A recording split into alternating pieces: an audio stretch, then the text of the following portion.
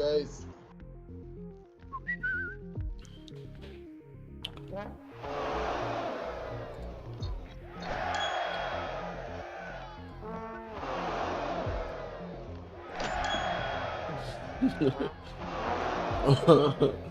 Did not know you could do that.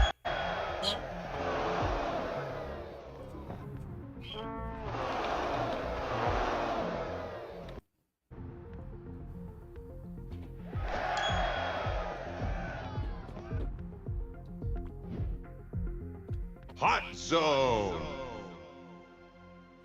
5, 4, 3, 2, 1.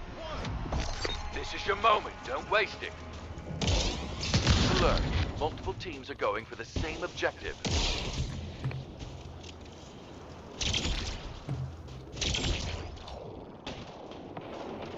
God damn it. Zone is hot. Your Friendly opponent is going for a teleporter. capture.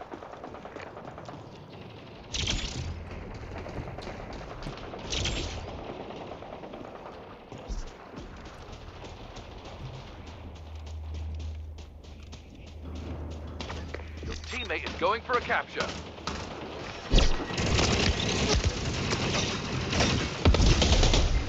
Ooh.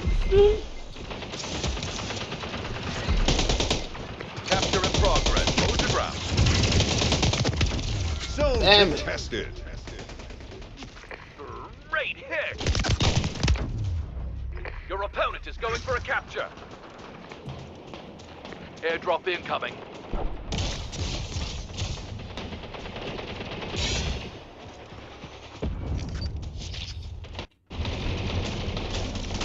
Watch out, enemy is going for a capture. Zone contested.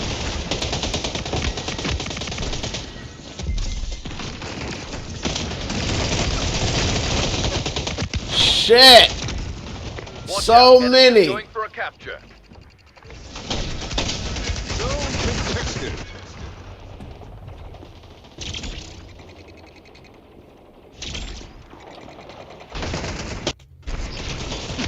Watch out, enemy is going for a capture.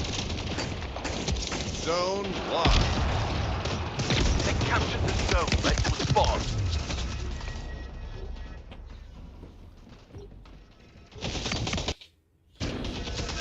Heads up, airdrop on the way.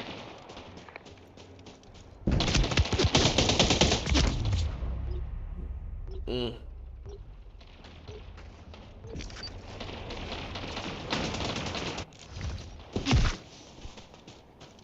Zone is active. Opponent is going for a capture.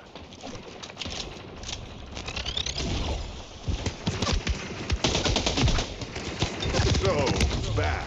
Shit.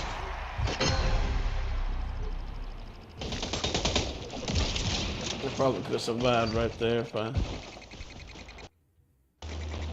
And they got the point nearly They just uncontested. fight it. Don't let them get the next one.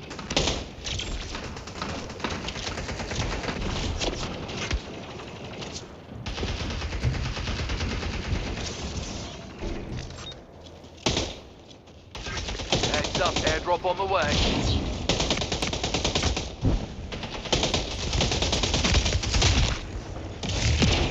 What?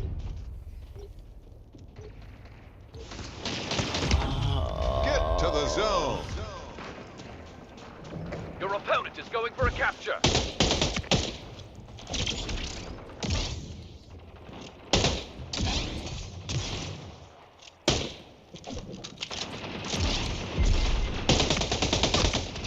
Zone contested. Your opponent is going for a capture. Fucked up.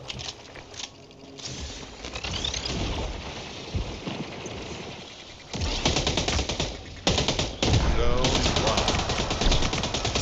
Zone on the way. Come on!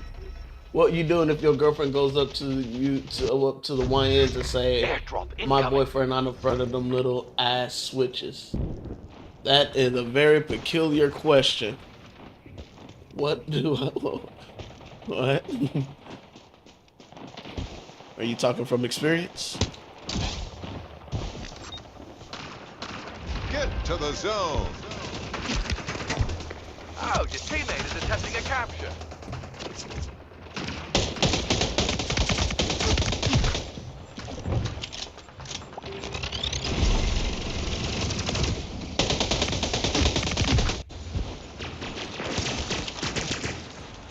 Ooh.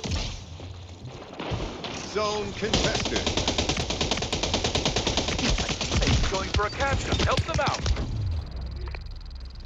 Okay. Captured. Okay. Zone incoming.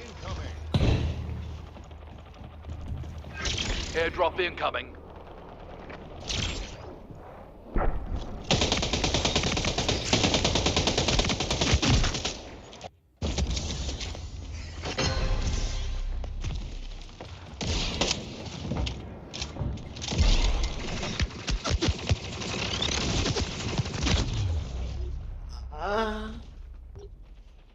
Get to the zone. Watch out, enemy is going for a capture.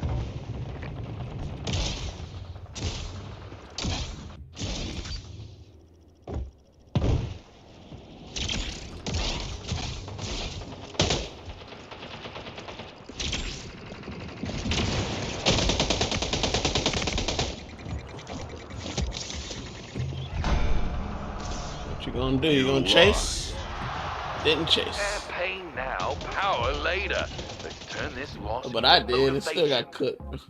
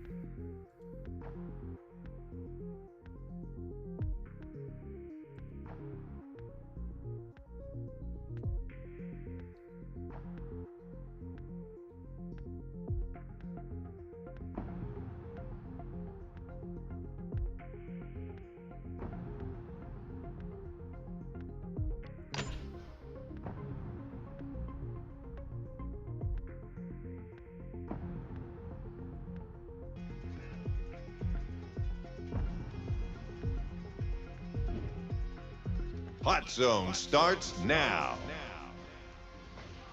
5, 4, 3, 2, 1. This is what we trained for. Be alert. Multiple teams are going for the same objective. Be the portal.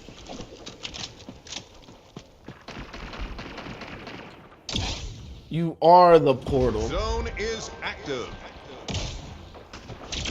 Opponent is going for a capture.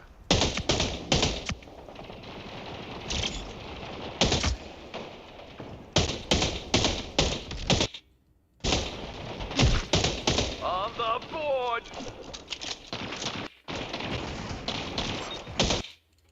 For a capture. Tearing my ass up. Zone contested.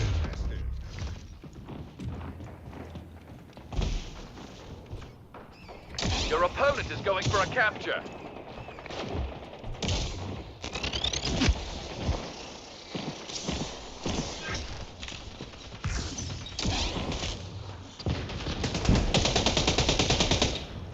Watch out, shit. enemy is going for a capture. That's good, should be. Why are you shooting at me? Damn it, I was too scared to move my cursor. Okay, somebody still killed him. I was too scared to move my cursor because if I did, felt like I would have missed him. I know I was shooting at his feet. Opponent is going for a capture. I usually never do Zone that. contested. Teammate Oh, is attempting a capture.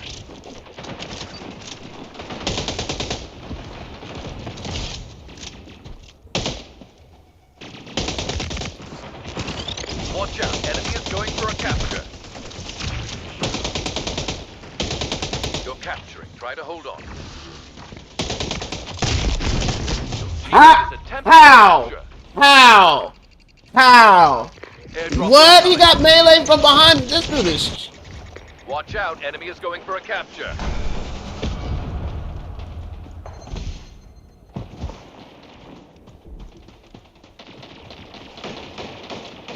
They captured the zone. Let's respond.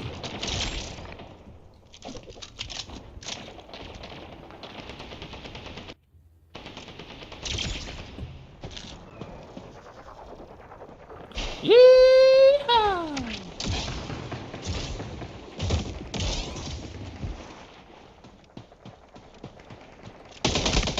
Zone active. Opponent is going for a capture.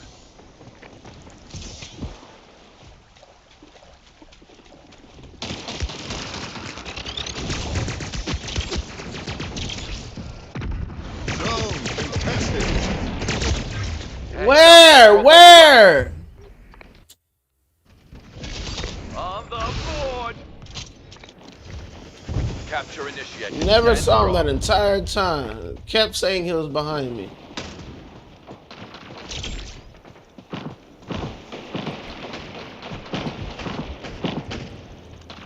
Zone contested. The teammate is attempting a capture.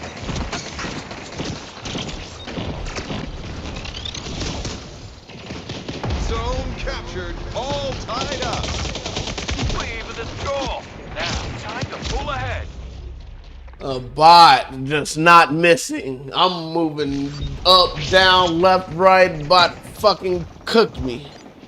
Well, I wasn't moving on like that, but oh shit. An angel. Okay.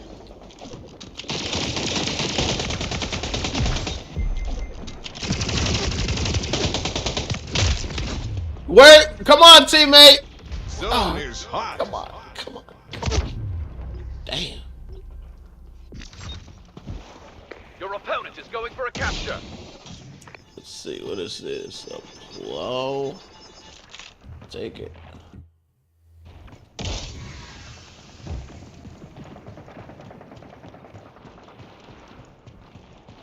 Opponent is going for a capture.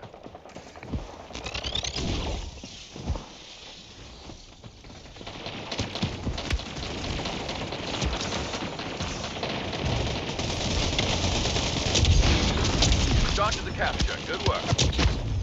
I got one. A I teammate don't is going touch for a grass. capture. Help them Why out. not?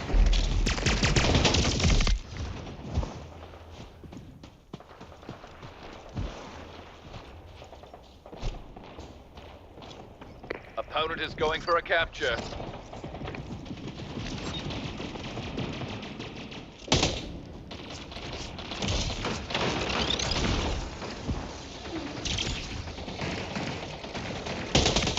Watch out, enemy is going for a capture. Zone locked. Ah, I missed They it! just I tied it up. missed Don't the let them get the wall! next one. I missed it! I thought I would have went into the wall. I had the backup plan and everything.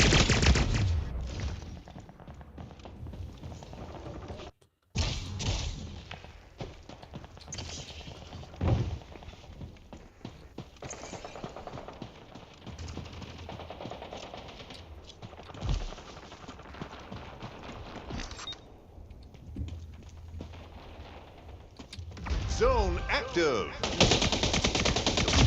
Attempting a capture. Heads up, airdrop on the way.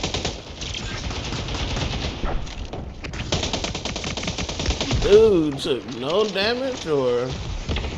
Zone contested. Watch out, enemy is going for a capture.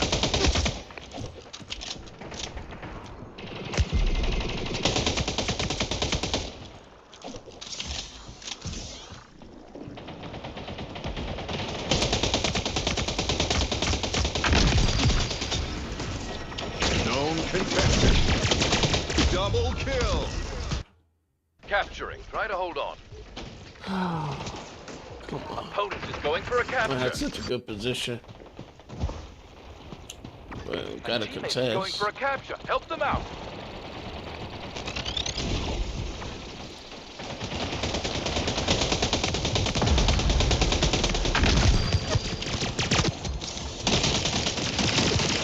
Your teammate is going for a cap. Might need an assist. Airdrop incoming. We got the point though.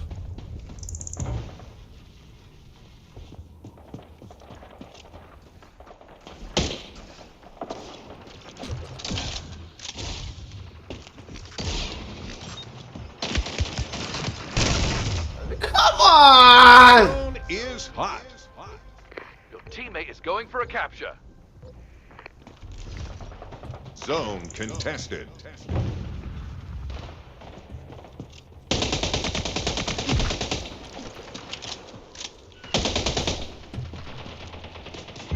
Watch out, enemy is going for a capture. Zone contested. Your teammate is going for a capture. Come on.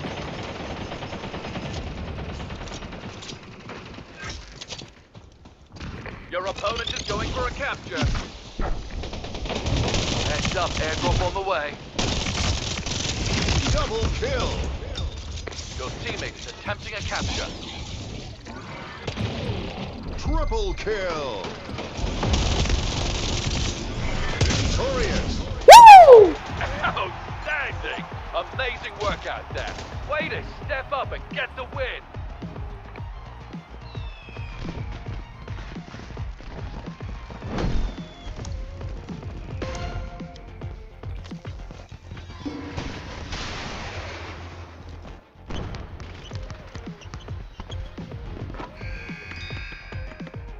I did the worst on the team? Really? With 20 kills, 11 deaths? Guess I died too much, that's fine. Still was fun.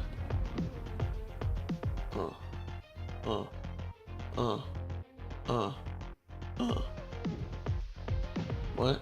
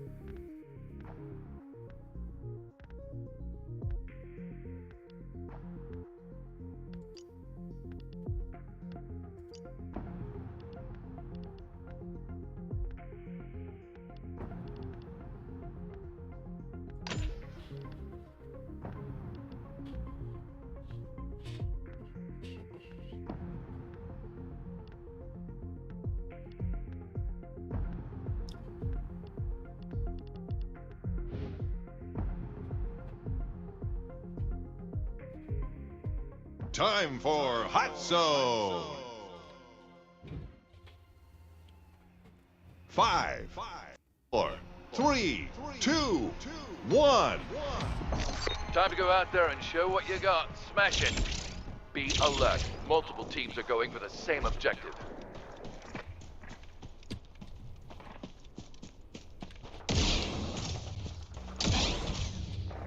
Zone is hot. Your teammate is going for a capture. Zone contested. Your opponent is going for a capture. On the board. Double kill.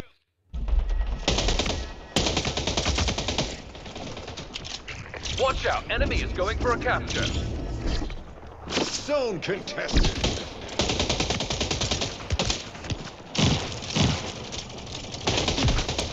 Watch out, enemy is going for a capture.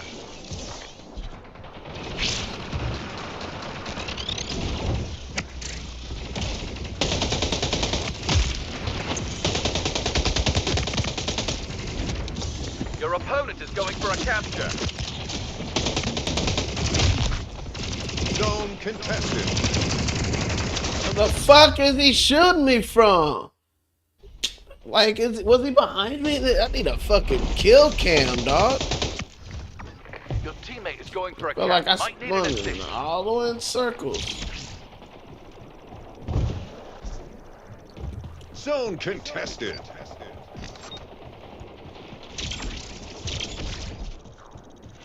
Your teammate is attempting a capture.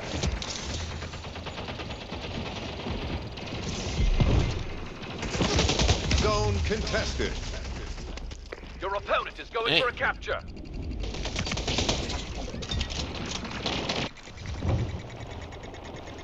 Zone locked.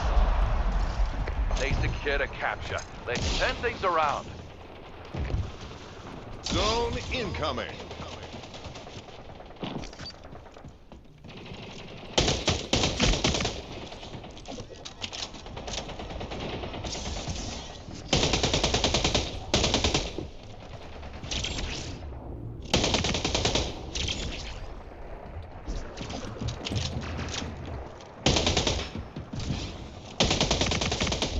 Zone is hot.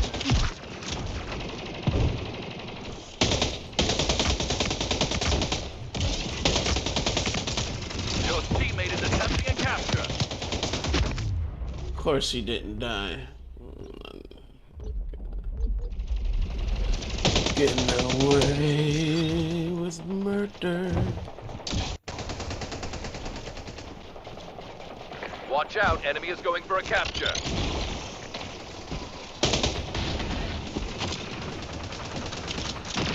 Capture in progress. Hold the ground.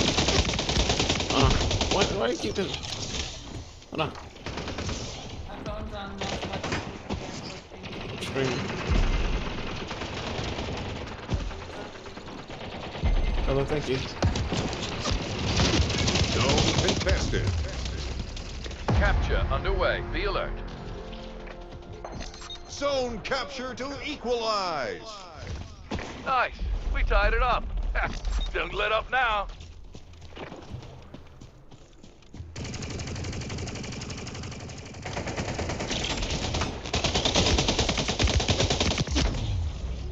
Was he not take? Okay, I guess. Feel like I'll shoot the shit out of him, but where is he shooting at? Get to the zone. Your teammate is going for a cap. Might need an assist. Oh, Opponent is going for a capture.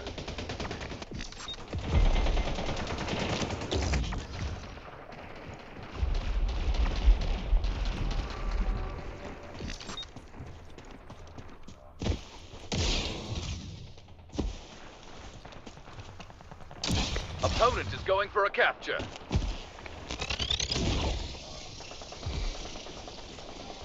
Zone contested. Your teammate is attempting a capture.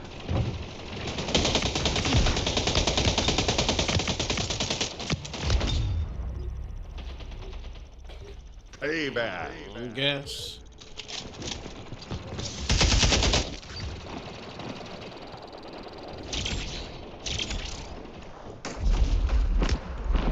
Your teammate is going for a cap. I need an assist. Score. Zone captured. Zone incoming.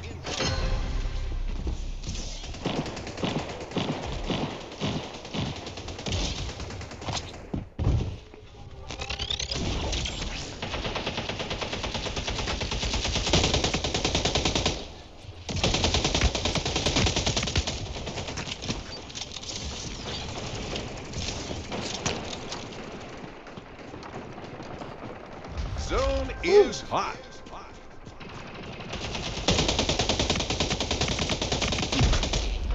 Guardian Damn, Angel. look how long it took to kill dude. I'm just missing, I Opponent is guess. going for a Like, capture. I don't feel like I am. Cursor's right on him.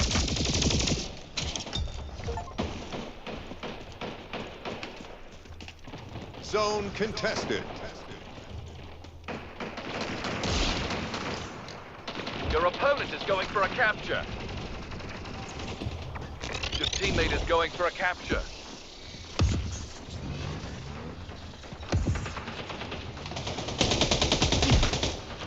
Guardian Angel. Zone contested. Opponent is going for a capture.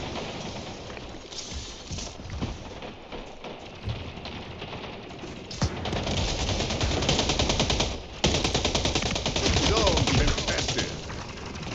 Your teammate is going for a cap. I need an assist. What the fuck is that?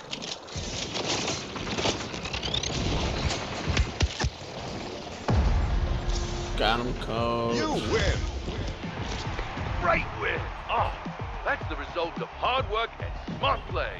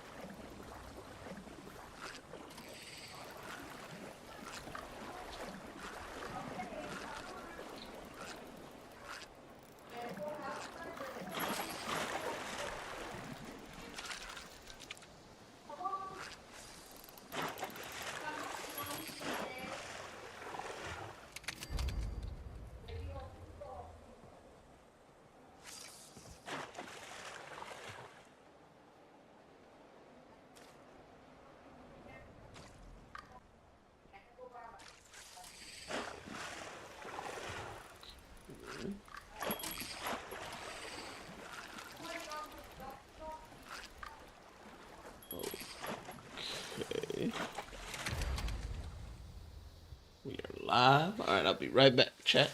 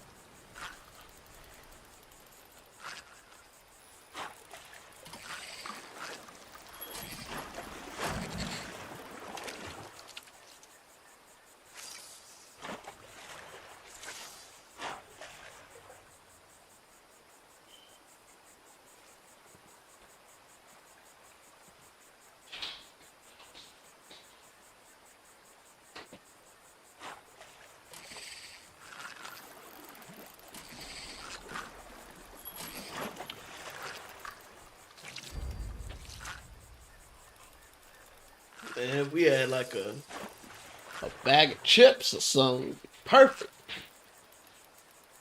All right, it's working on TikTok and it's working on Twitch, but I don't see anything else.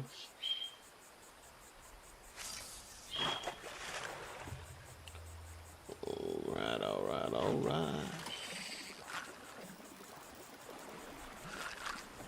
So we got 8 minutes, chat. What y'all thinking? It's gonna be a good one.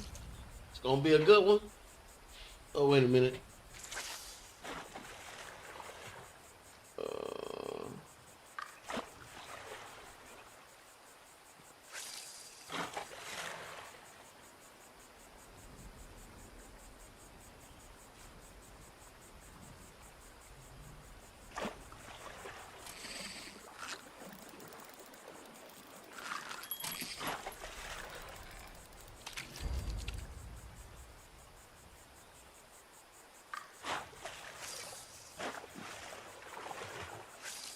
is it working on YouTube? No, it's not. If you post this chat on YouTube, I'll see it.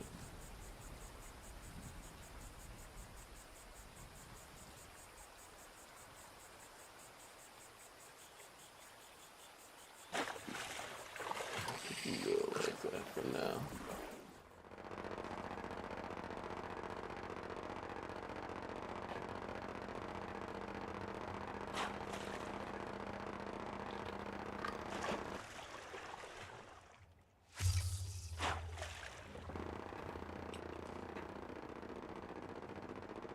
What is that sound? Somebody shooting?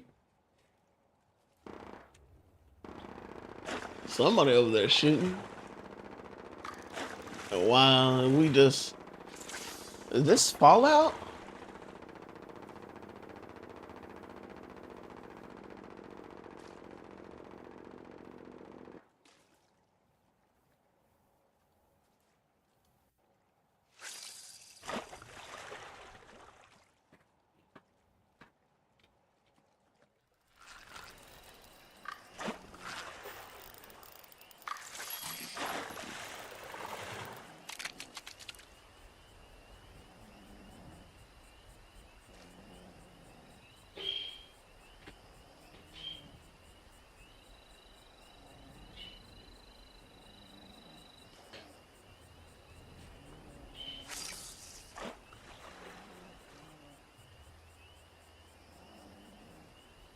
Did you already check it on YouTube and Kick?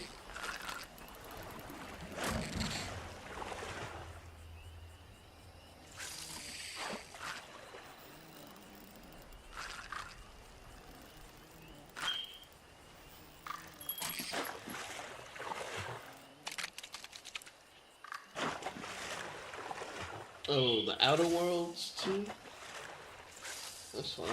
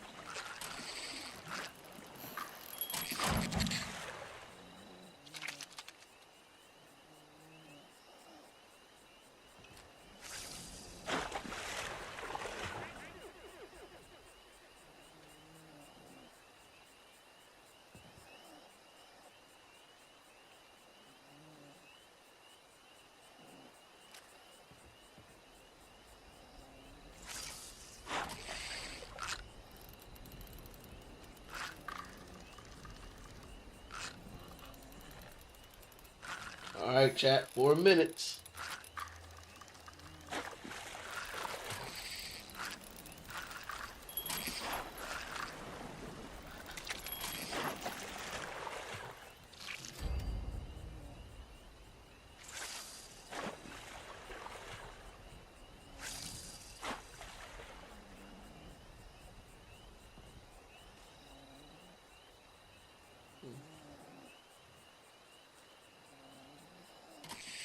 Let's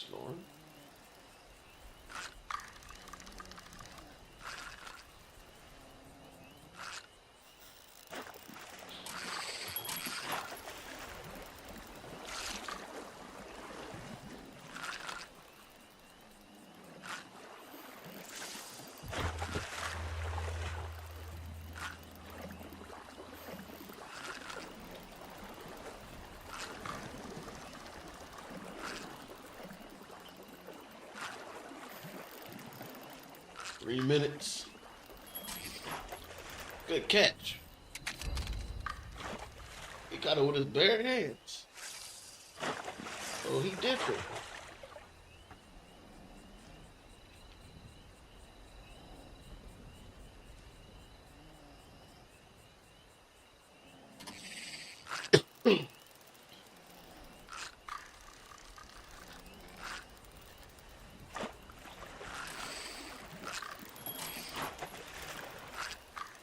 Can't do it with his bare hands. Do the goon.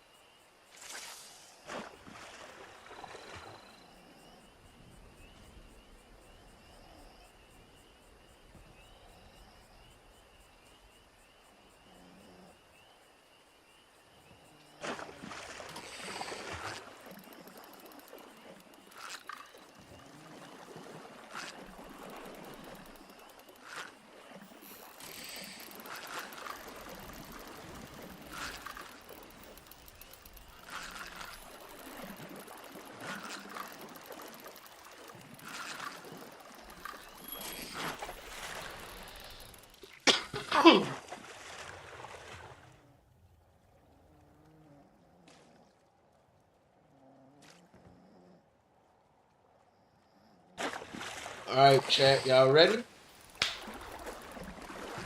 See, we have some bangers. We want to see some stuff about Fable. We want to see some stuff about Gears. And maybe Perfect Dark. Perfect Dark, Fable, and Gears. That's what I want to see. Perfect Dark, Gable, and Perfect Dark, Fable, and Gears. Is that it?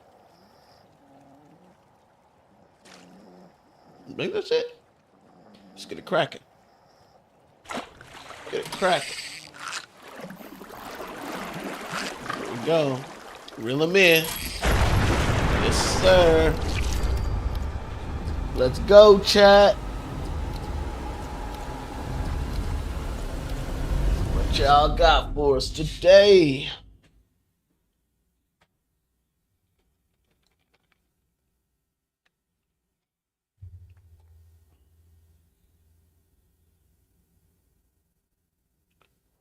Looks like you gotta be 18 just to watch this.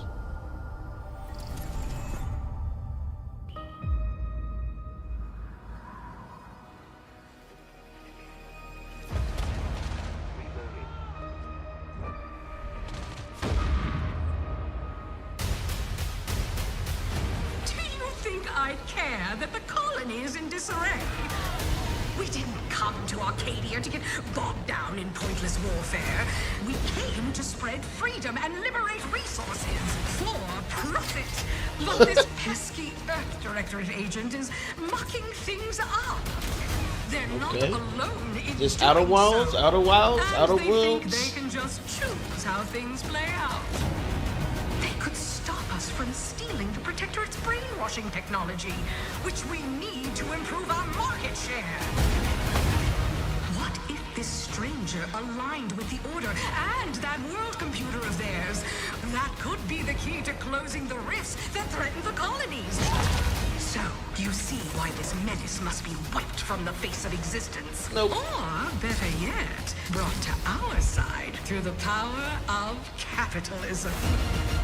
Power of capitalism. Now, let's get out there and buy our way to victory! Nice stitch. I'm yearning and yearning for you. My Dang. heart and red and blue. Every last Nice bit and of my bright way, and shiny. every last bit that I'm paid. Bink. Every last bit that I save is intended for you. We got the Death Star. Yeah, so it's the Outer Worlds.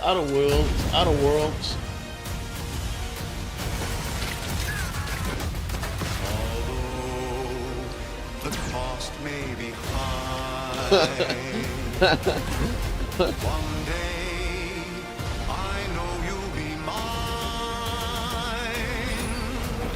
Someday perhaps I'll own two. For now I'll take one that's brand new. 'Cause I'm yearning and burning for you.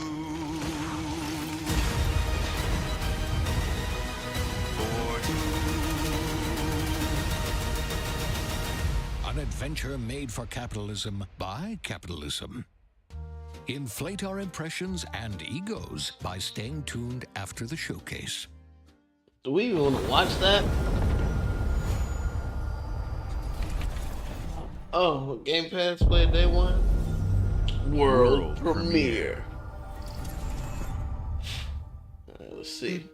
What's wrong? I'm sorry. I've just been so depressed lately. You know, it would fix everything. Humanzaprom.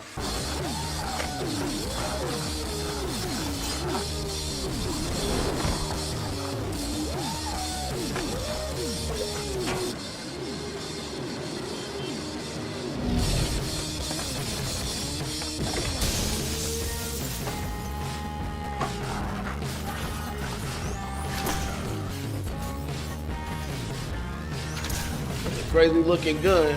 These graphics is nuts.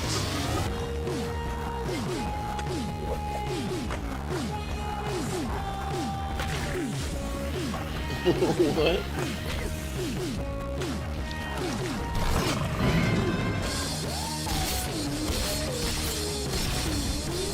What kind of gun is that?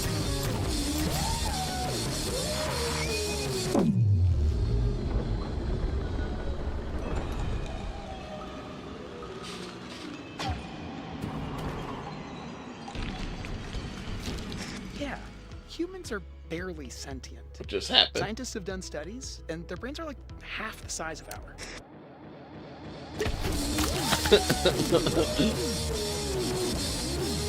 Iron Life 2.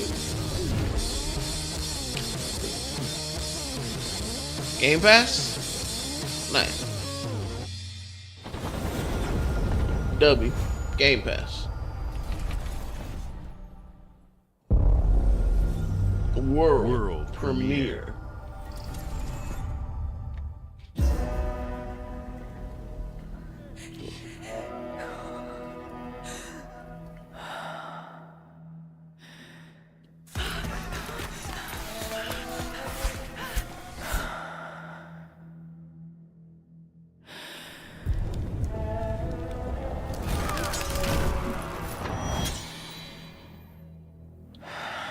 Okay.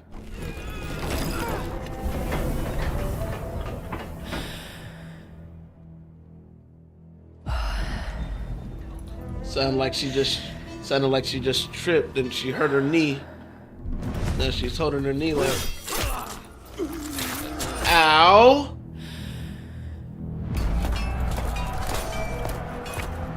He aura farming.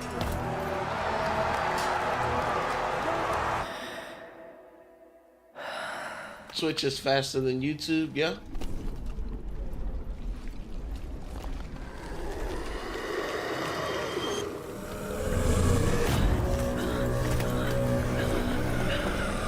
Oh shit, the chair keeps going down.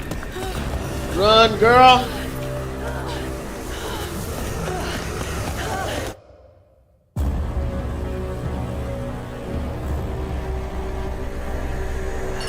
It looked pretty cool. Oh, okay, another Plague Tale. Okay, so there's 3 of those. Cool. Game Pass, W.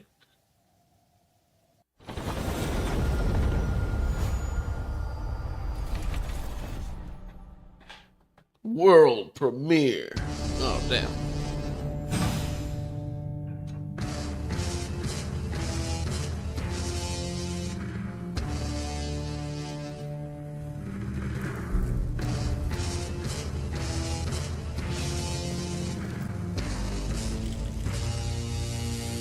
The new controller? Oh, handheld?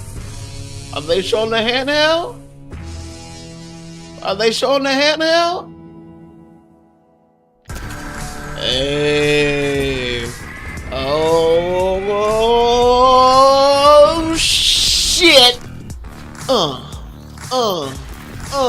ROG.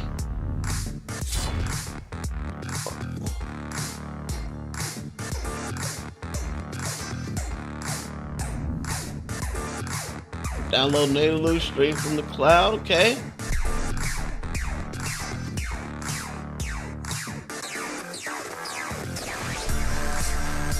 Cool. Cool. Freedom of Windows. Okay. Power up Xbox. Looks. Xbox inspired controls with impulse triggers.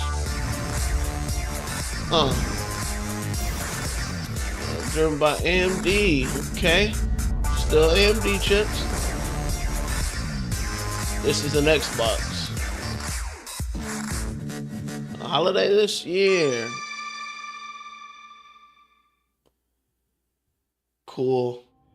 I don't know if I'll be able to afford no Xbox handheld, but you know your boy want one. We've led the industry with backward compatibility. Oh, we championed crossplay and cross progression. We deliver Game Pass, first on console, then on PC, and with cloud gaming. So what's next? What's next? How can we give you even more freedom, more choice, more ways to play? Our next step is to unify your gaming no matter where you buy or play. So we're building an Xbox experience designed for players, not locked to a single store or tied to one device. The Xbox Ally is an Xbox you can hold in your hands, bringing together the power of Xbox and the freedom of Windows. On this Xbox, you can play games across your entire library, including all the Windows PC game stores, from Xbox and Battle.net to Steam, GOG, and Ubisoft Connect. And the highly anticipated Hollow Knight Silksong will be available at launch and in Game Pass when the Ally releases later this year. In fact, every new game you see in today's show will be playable on the Xbox Ally. Wow.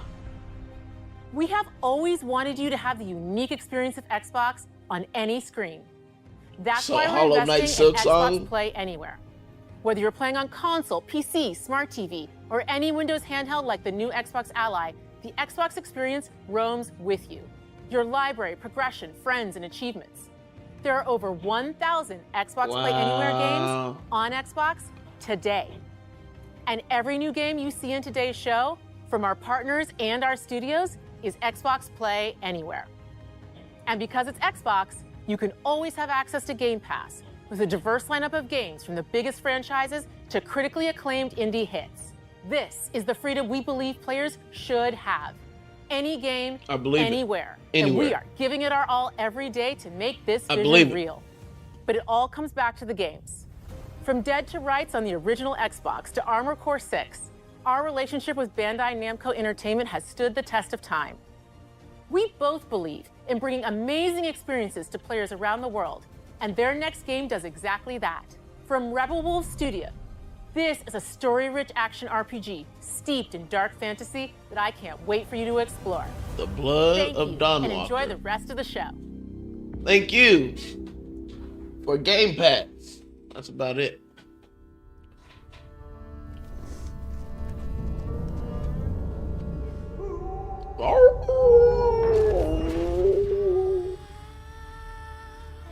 In-game footage, all right. Doesn't look like it's a hard lock 60. Ooh. Damn. Monsters have always been here. Watching from the shadows. And when we were at our weakest, they came out into the light. We feared for our lives.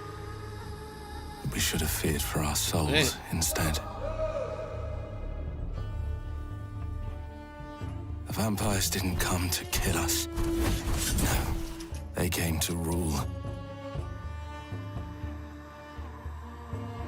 To turn us into mindless, docile cattle.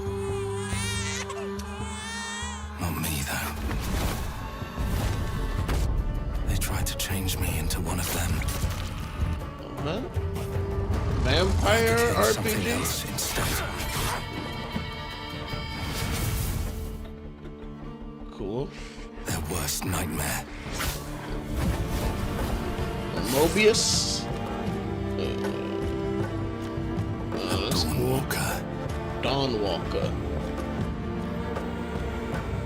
Trapped between the two worlds. Fighting to even the score.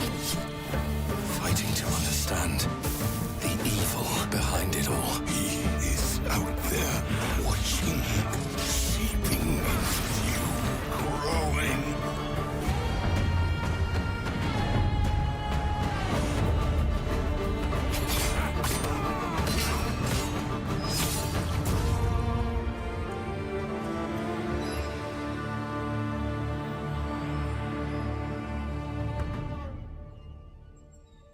Okay. It's not Game Pass, but I mean, it looks all right. I don't know.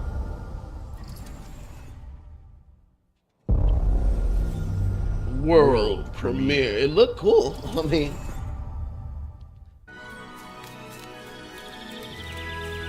why does this look familiar?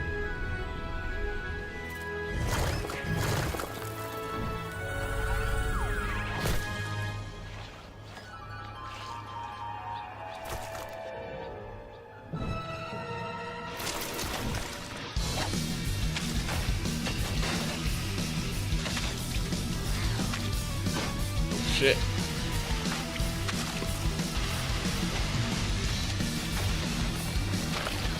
The sounds is funny. It's crunching and splatters.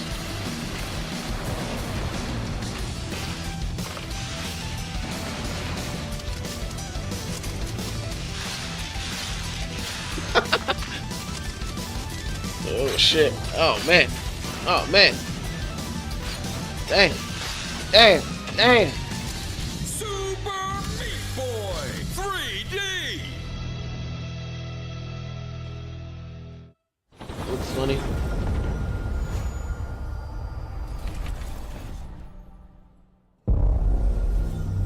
Xbox Game Studios presents. So we got something first party.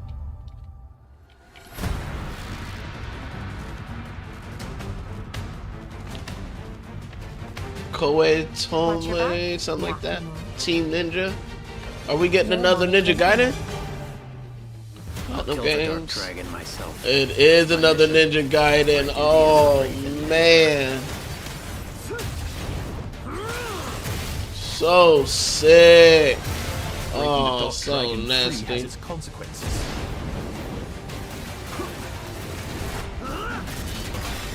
Nasty. Give me Devil May Cry vibes. Oh, nasty. Nasty. Hayabusa. There's something I need your help with. Nasty.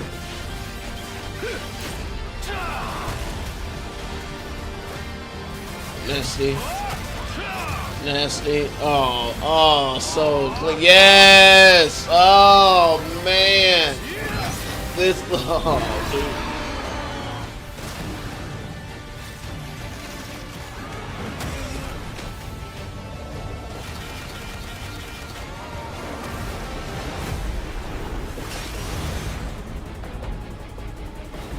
Looks super cool. The Dark Dragon is mine.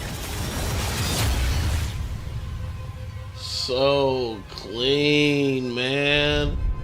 Xbox Game Pass. I'm playing it.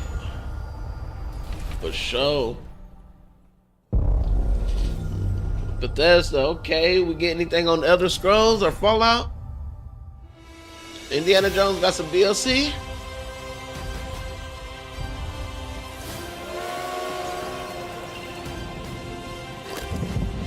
Here we go. Good luck, Indy. What are you doing, Jones? Are you crazy?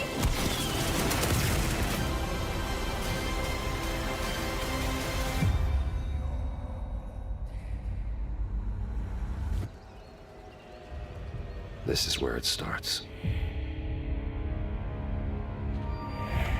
Beneath the streets of Rome.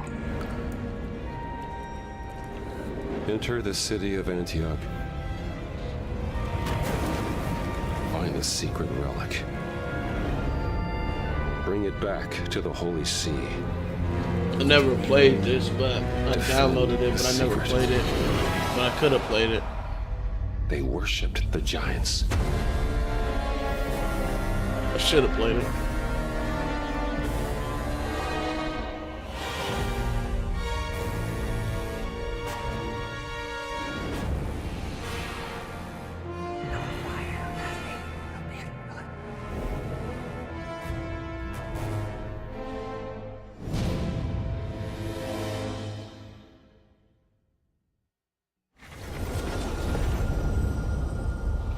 I like how they put the little thumbnail right there so you know the DLC isn't on Game Pass. World premiere.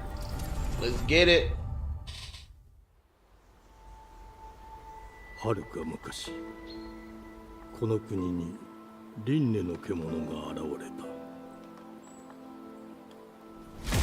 た。In-game footage and cinematic.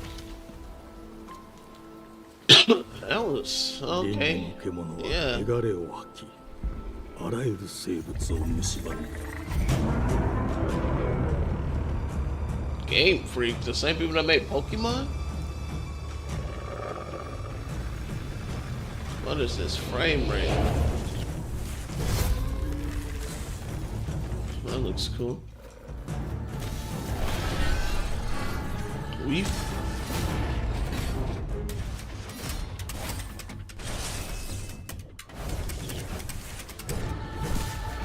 Nice.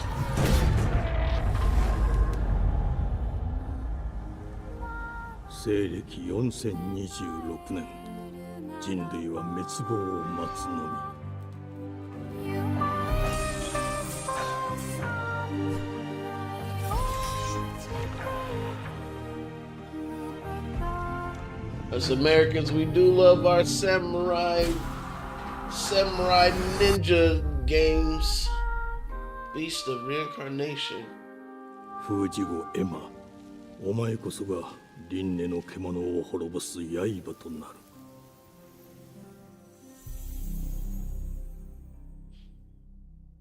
Game Freak, alright. Something other than Pokemon. Let's see what they got. Bone.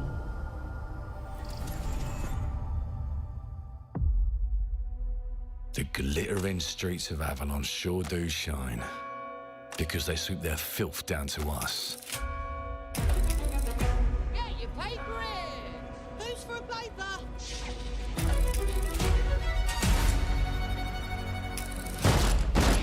It was back in 1895 during the Tangle. Playing in the mud. Nice catch.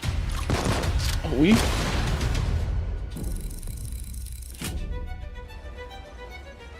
Life here ain't for the soft-hearted.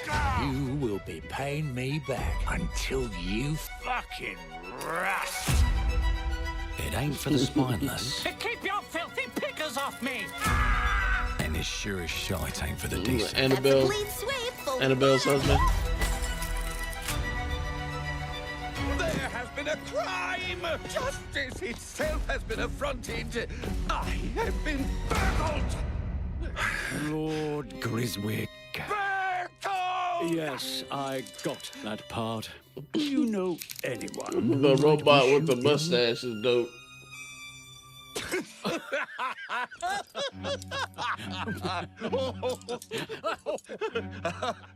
We can't arrest and question everyone. Let's see if we can narrow the suspects down a bit. They were, Trust your instincts, sir. tall, Yes, sir. built rather slim, well, muscular. Mm-hmm. Was very quick, agile. Go on. With a mustache. No, larger. I see. Quite fashionable. That's the fiend who robbed me. They got my good side this time. Breaking in is the easy part. Your brandy, sir. Getting away with it is the real trick. These candlesticks ain't gold. Worthless. Is this and Thief 2 or dull, something? Just like you. Nah, I have a customer. How can I help you? I'd rather talk to you, Errol.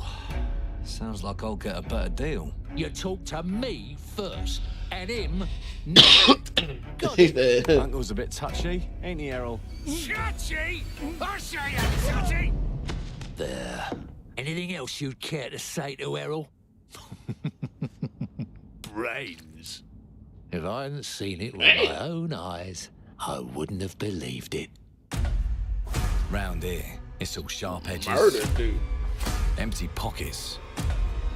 And blood on the cobbles. Goodbye, Silas. No, no! I'll hurt The you, graphics you fucking just meat changed? suck. I'll leave you with a pissing bed of pieces! You'd either got a gang at your back, or a knife in it. We're family here. Family takes care of its own. Can't put a price on that, can you? Them's in charge. They don't keep order. They keep power. Take this Okay, it scared the shit out of me. into the crucible and melt it. They just want us beaten, broken, and too scared to fight back. I don't want to kill him. That's why it Damn. pays to be clever and well-armed.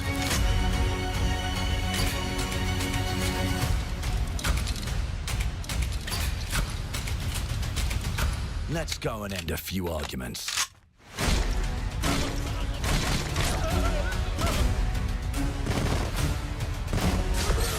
Don't get cocky. They've got a weapon far worse.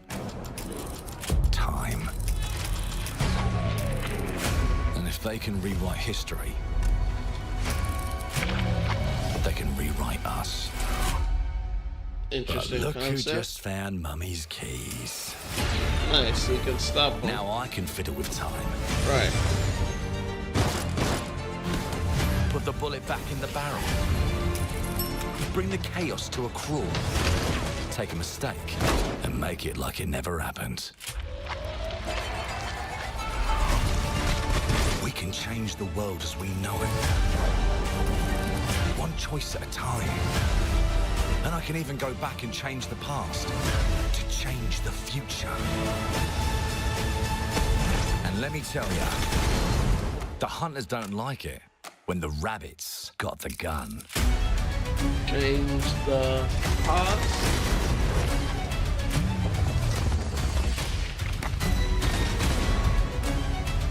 Control the future.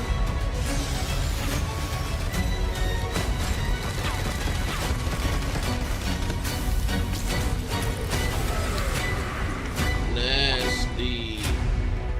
Avada Kedavra! Clockwork Revolution. Coming in Now due let time. me alone and piss off.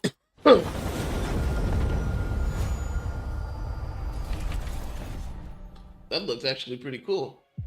Our creative teams are dedicated to bringing players award-winning, record-breaking, critically acclaimed games. Call of Duty, Black Ops 6 from Activision, Doom, The Dark Ages from Bethesda, Diablo 4, Vessel of Hatred from Blizzard, and Avowed from Xbox Game Studios. All of our teams across Xbox First Party are shipping their most played games ever, and they're also delivering more content than ever before. From original single-player experiences to vast online worlds, our teams are empowered to build the games they've always dreamed of.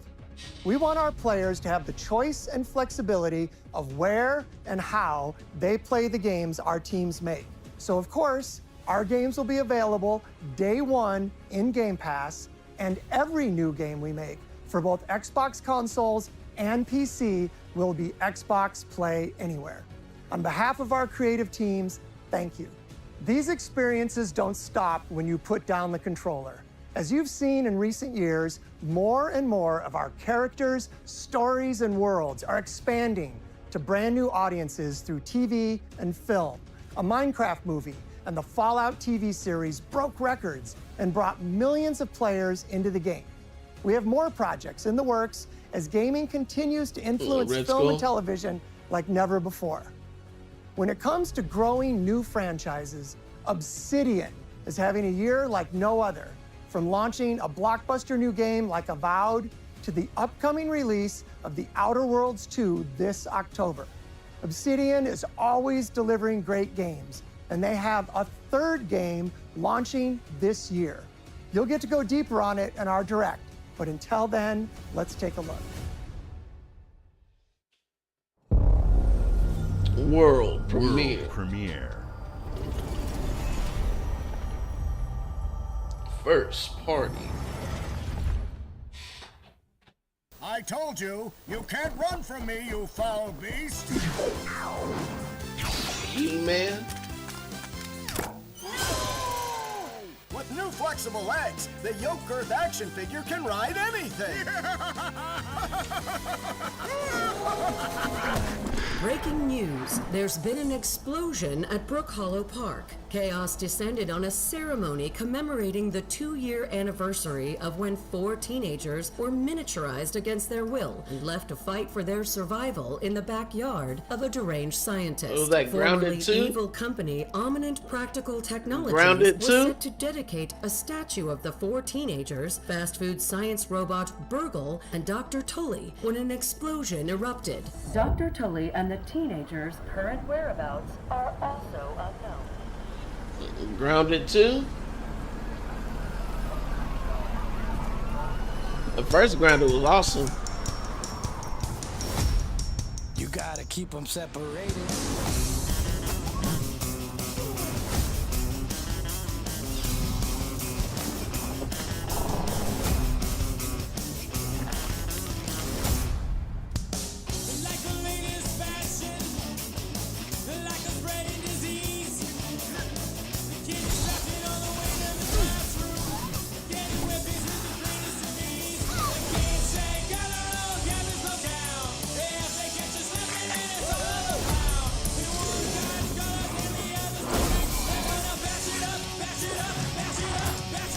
Hey!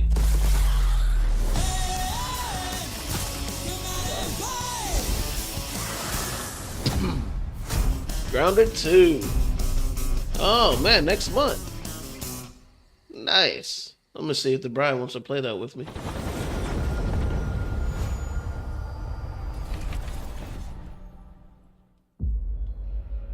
The predecessor, ND3500, reached.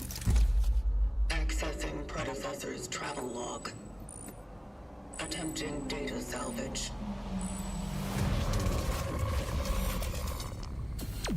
I have encountered an unprecedented orphan. It was in a state of suppressed recomposition.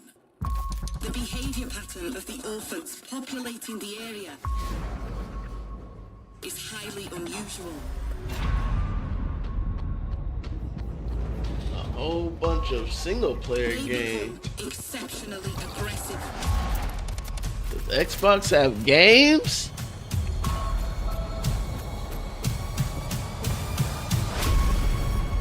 It is highly recommended to proceed with caution.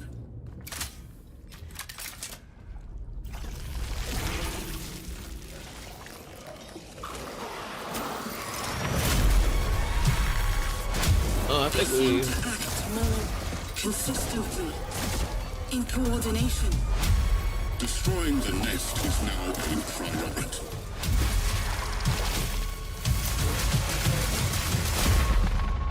Such is our calling. Such is our calling.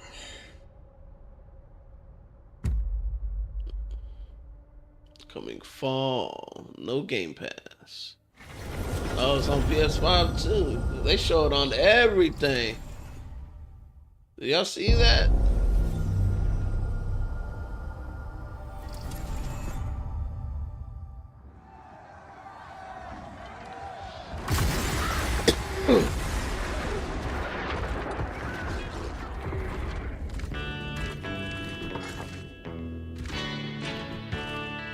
World of Warcraft? Oh, the Elder Scrolls. Same thing. Elder Scrolls Online? Let's see. I've always wanted to give this a chance, but Every time I did, I just got overwhelmed playing it solo. Just never just sat down, just gave it a chance, Create your own story.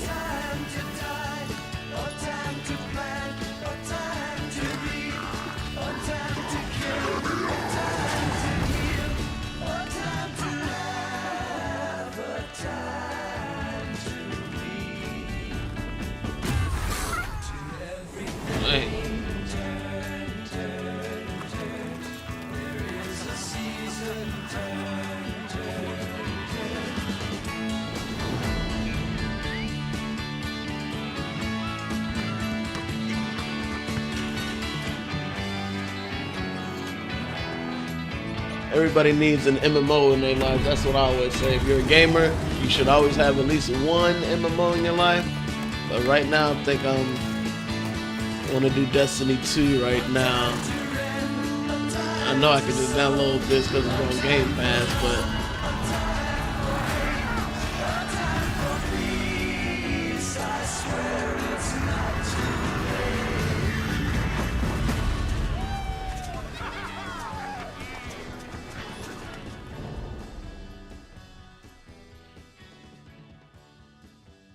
Steam, Epic Game Store, PS5, PS4. Cool. World premiere.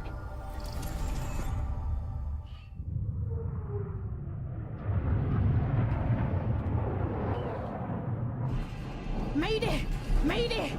Code 1 to mission control, we're falling! Is this Starfield? Thomas, the ship's breaking apart!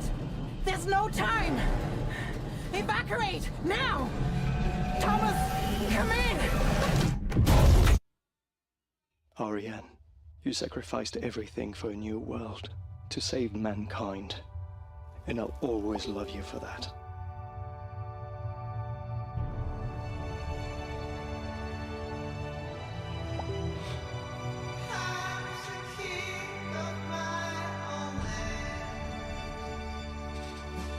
She survived that crash?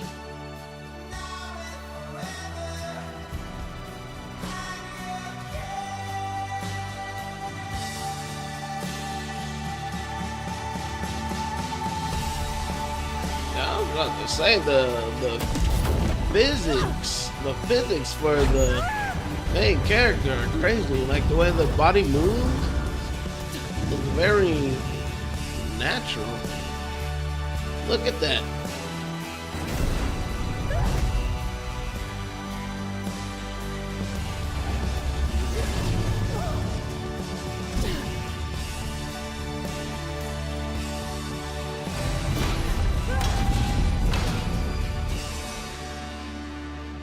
Thomas, wherever you are, I'll find you.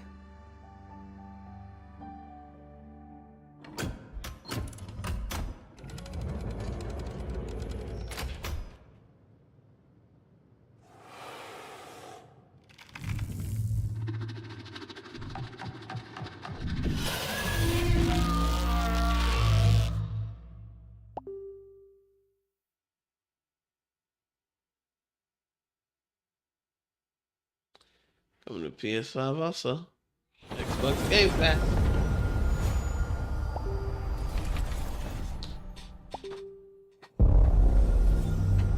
World premiere. World premiere. Welcome to England, Mr. David. Sorry. I know this must be a shock, having never met your real father, but he left you this hotel in his will. It's been in your family for generations, much like the caretaker. He's a little eccentric. You'll see. Let me welcome you to the Grand, a hotel famous across the land. Hey. Such high demand. Really? Okay. Your wish I'll command. Okay. Here at the Grand. Well, hello there. It looks like you're about to do some renovations. Would you like some help with that?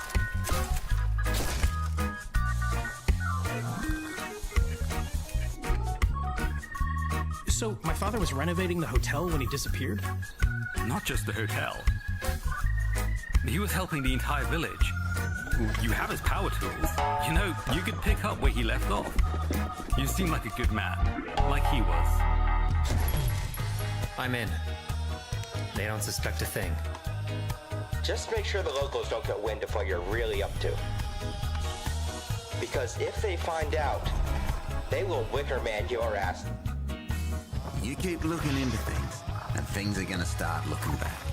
Don't make the same mistake your father made. Oh, man. This place, the only one you can really trust is me. That's exactly the one person you should not trust. Hey.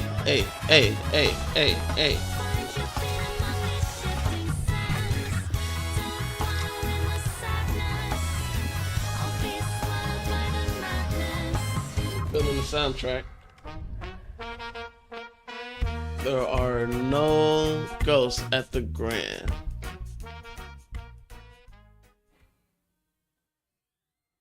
Interesting.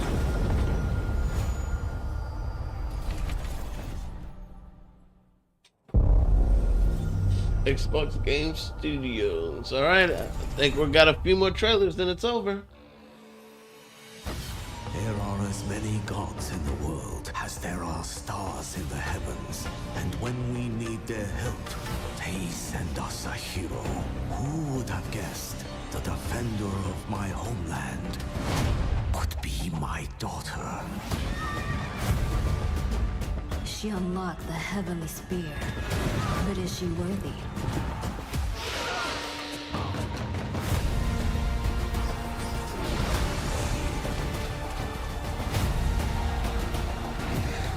Oh, this is Age of Mythology? Yeah.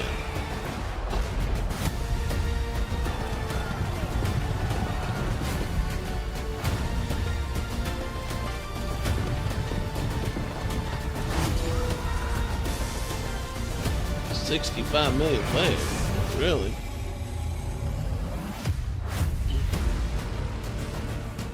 You can't rule if the heavenly spear is mine.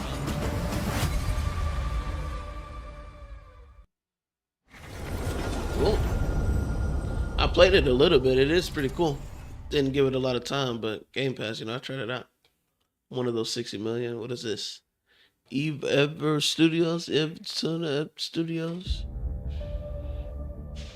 Well, we haven't seen we haven't seen anything over what I was. Graphics looks crazy. 패권 국가의 특정 정치 집단에 이익을 줘야 한다면 당신의 특정 행동이 대중의 의사결정에 영향을 미칠 수 있으며 반대로 누군가는 당신의 의사결정에 영향을 주려 한다는 것을 인지할 때 자신만의 온전한 입장을 세울 수 있지 않을까? 당신의 입장은 온전한 본인의 판단인가? 그렇게 믿고 있거나 믿고 싶을 뿐.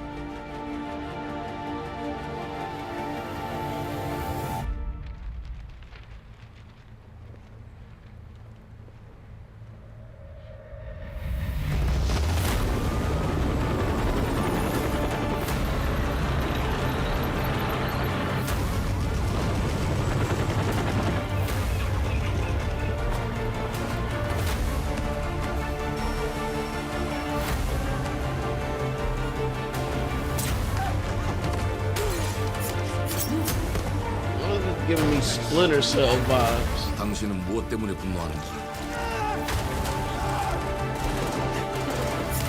Bro, this is giving me hella Splinter Cell vibes, but these graphics. 당신의 분노는 스스로 결정한 것인가?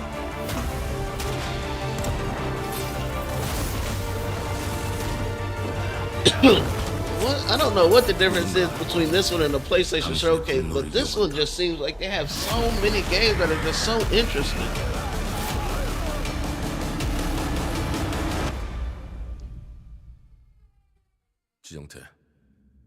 지정태. Is this another Splinter Cell? What is this? Oh, that's not. Modong, 2 hearts. It's not Game Pass. But it does look hella cool.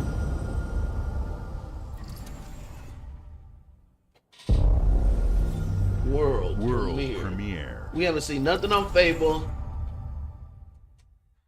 Nothing on Gears. What was the last game I said? Fable, Gears. Damn,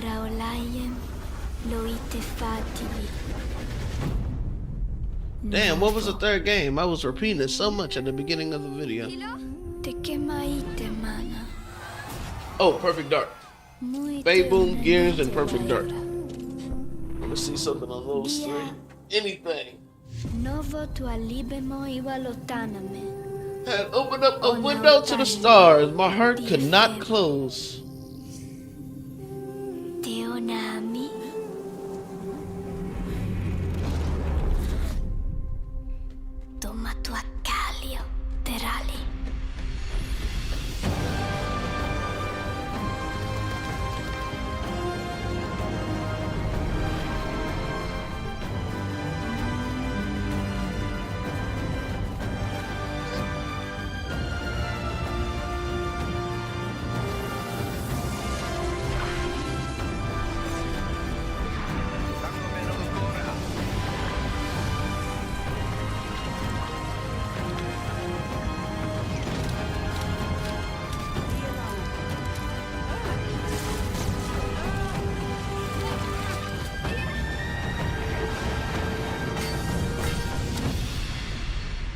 Poor guy. Looked like he got rocked.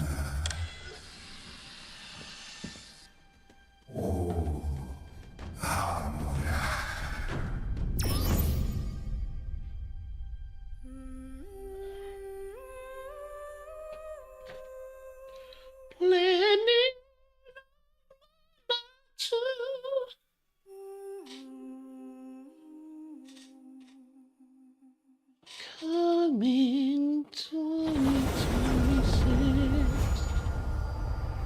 Game Pass. I didn't play the first one. Bethesda.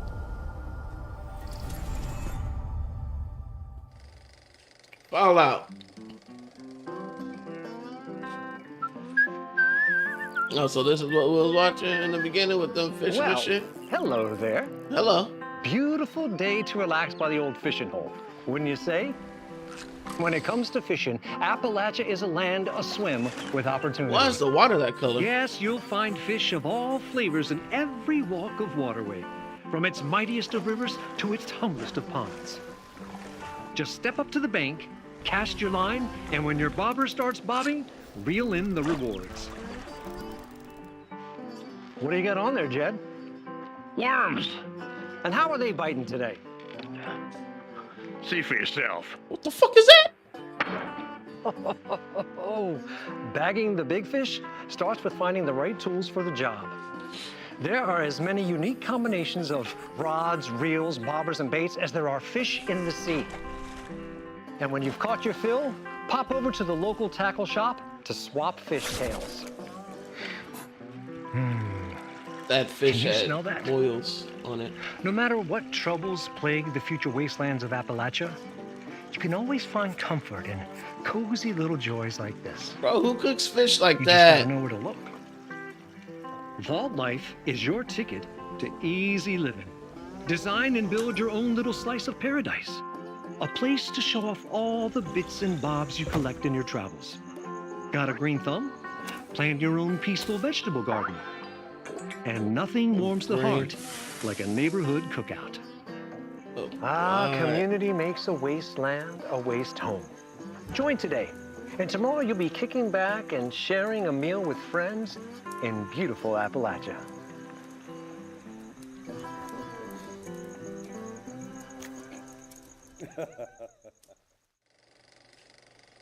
Gone fishing. World premiere. Banger after banger.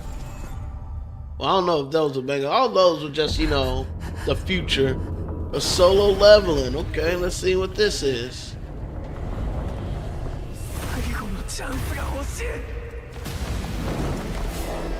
Overdrive.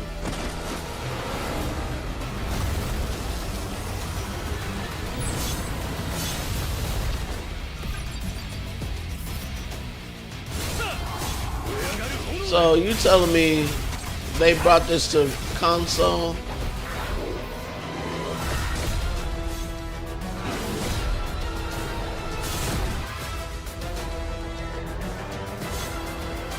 Four-player co-op. You can do that on the phone? I'm pretty sure you can.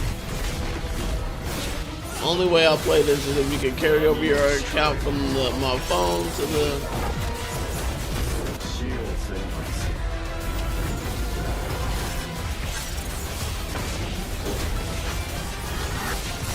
Oh, sick.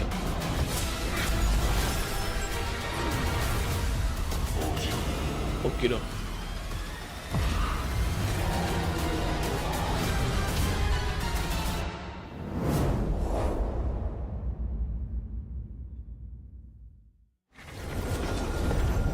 Only way I play it is if I can carry over my stuff. World I don't think that looks like a whole completely different game though.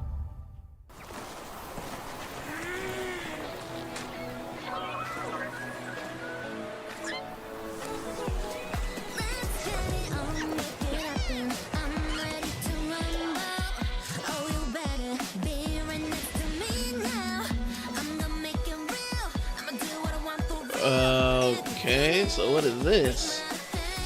Power World 2?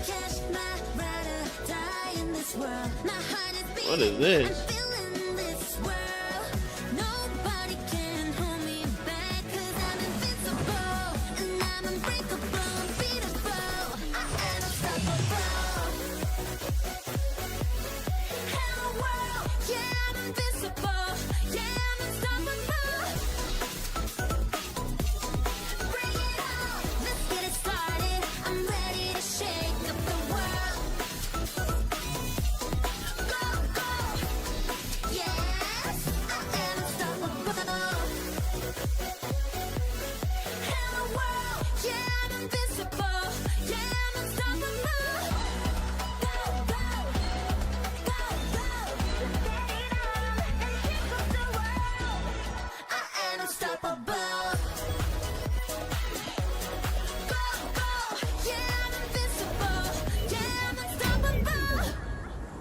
Animo? Another Pokemon Power World type shit. Looked like I had some interesting Hey, what's up, mechanics in everyone? there. It's Tony Oh Hawk Pro shit! Skater. I What's just wanna up, say Tony? Thanks to everyone for all the love and support we've seen since we announced Tony Hawk's Pro Skater 3 and 4 a few months ago. These games have changed my life, but more than that, I've seen them help spread a love and appreciation for skating all over the world, and that means everything to me and the team. I can't wait for you all to experience the game. It's been rebuilt with so much care and attention to detail, with some brand new parks, new music, new skaters, and more. And you can enjoy it all with your friends with up to 8 players in multiplayer. Tony Hawk's Pro Skater 3 and 4 officially drops July 11th, and we have a lot more surprises to come. Check out the launch trailer now.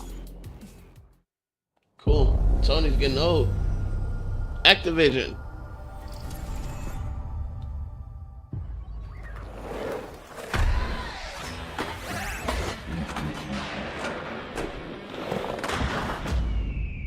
Tony.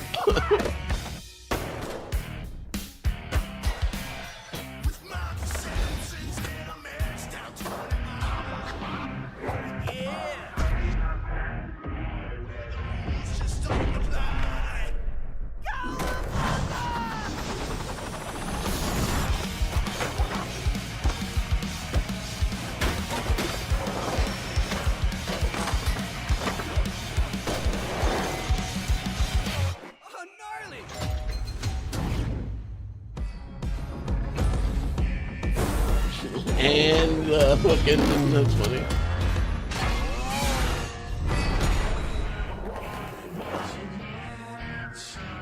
So there's a demo right now. Okay, I thought it was about to be over soon. It's still getting more bangers. World premiere. Damn, Xbox. Bro, show me one of the three at least.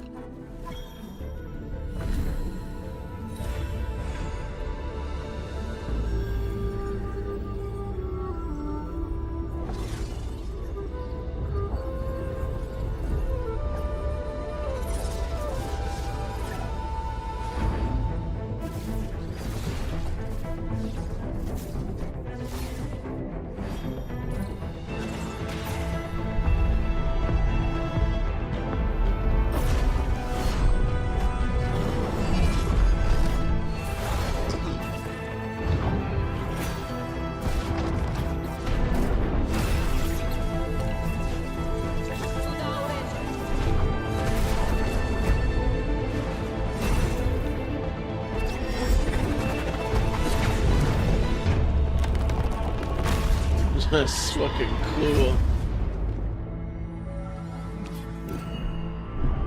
At Fate's End. At Fate's End. That should look clean. At the end, with her blocking that attack. Okay.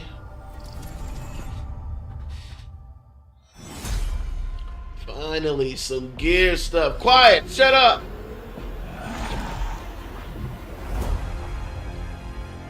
Oh, a remaster of Gears. Okay.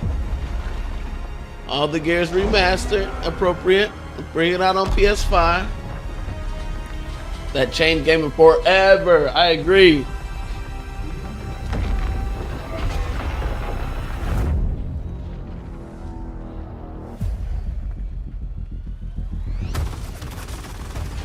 Decided to show up.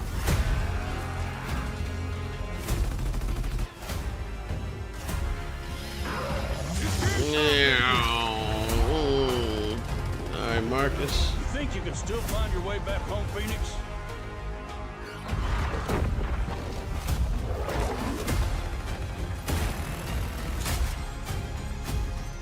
Looks like they upgraded.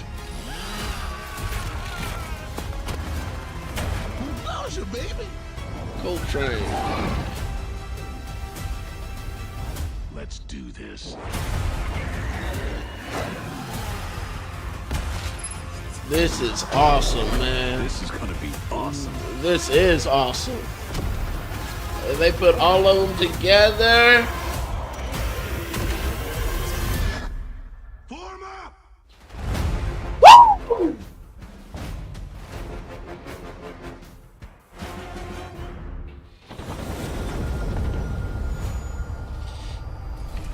Reloaded. So we got some gear stuff. I got a little bit. I got 30% of what I was asking for plus more. So I can't get mad. It's better than nothing.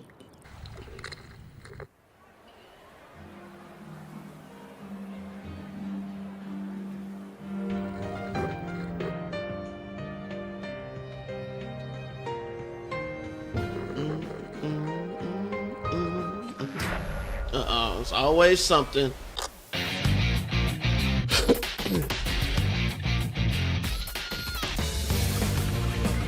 Okay. Persona Revival, okay.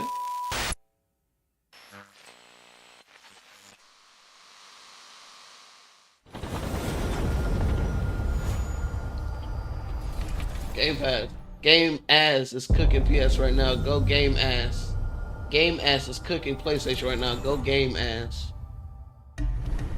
The Smugglers League is Sea of Thieves? always there. But Sea of you Thieves. won't see us. So many games. You won't hear us. There's so many. And the only way you'd ever know it. Thanks for the guns. Is if that's what we The Smugglers League.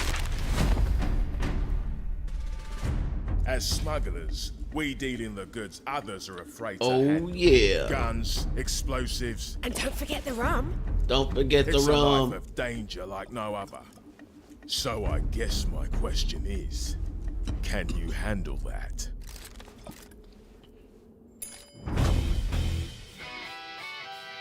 Getting your hands on gold is one thing, but you should know that this is what we're really after.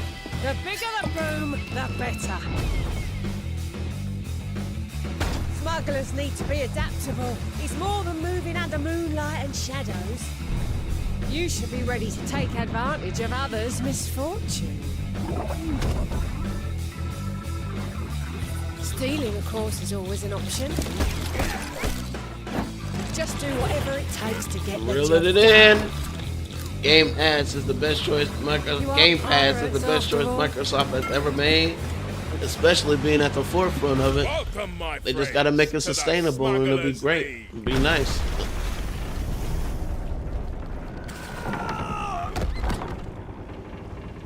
You're paying for that. Smugglers Tide. Sea of Thieves. Captain! Captain! Look! I'll never forget that trailer when Sea of Thieves was first announced and then it was so premiere. World fucking premiere. What is Xbox doing? World fucking premiere. Let's see this world fucking premiere. This is ridiculous. Please, come on. Dude.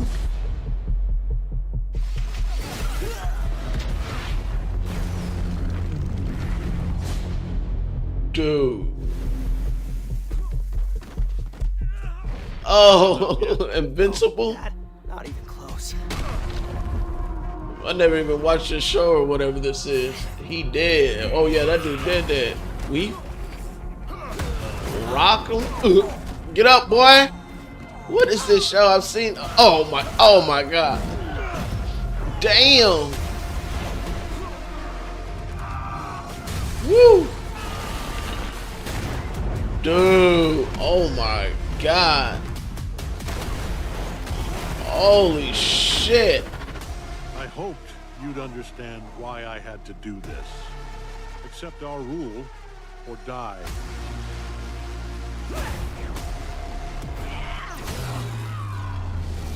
I'd like to propose a third option.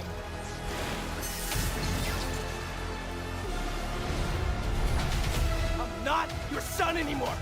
I'm the guy who's going to throw you off this planet for good. I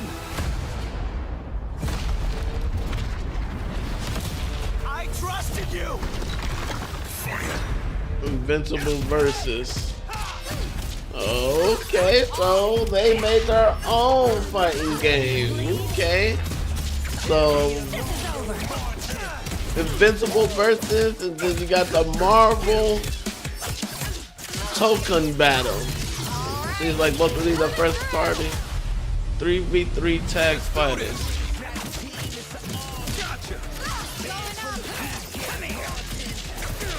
Need a hand? Might want to look up.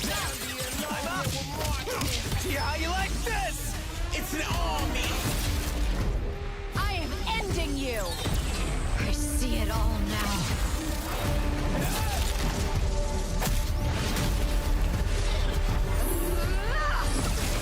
Nasty. Marvel vs. Capcom type game. Yeah. Okay. That looked pretty cool, pretty gory. World fucking premiere. The wait is almost over. Square Enix. Oh, is this Final Fantasy? Final Fantasy VII Remake and Rebirth on Xbox. Finally, I don't know why it took so long. I already beat this one though. I remember that. I remember that. I remember all that. Yeah. Fuck. Remake. Nice. So they get Final Fantasy. Oh, and the other one? Oh, and I played this one. This one's beast. Oh, I played this one. They need, if they put this on Game Pass, you need to play this, dude. If they put this on Game Pass, Gun, you need to play this. This game was fucking awesome, man. Especially, so good. So good. It breathes. Man, this was such a good. This was such a cool game, man. Cannot endure a second claim upon her being, but she may yet be saved by you.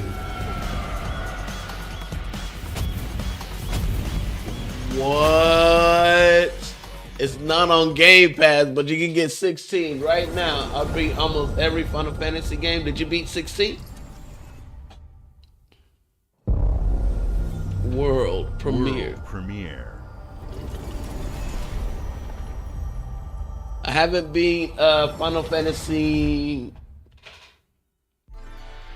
What is the new one that just came out? We had Remake and then.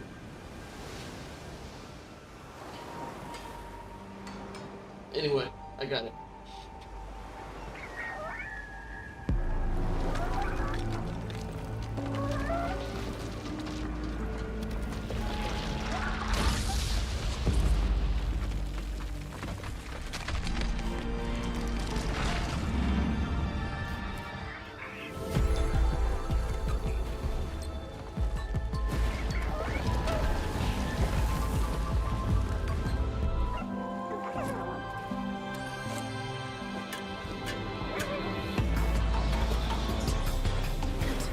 Oh yeah, Daddy's home.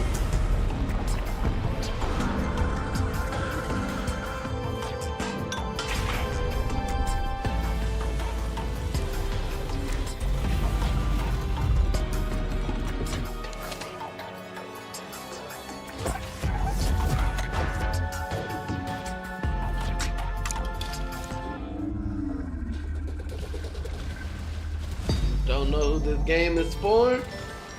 What this game is about, but somebody out there might think that this game is incredible, so more power to them. I beat 1, 2, 3, 4, 5, 6, 7, 8, 9, 10, 11, 12, 13, 15.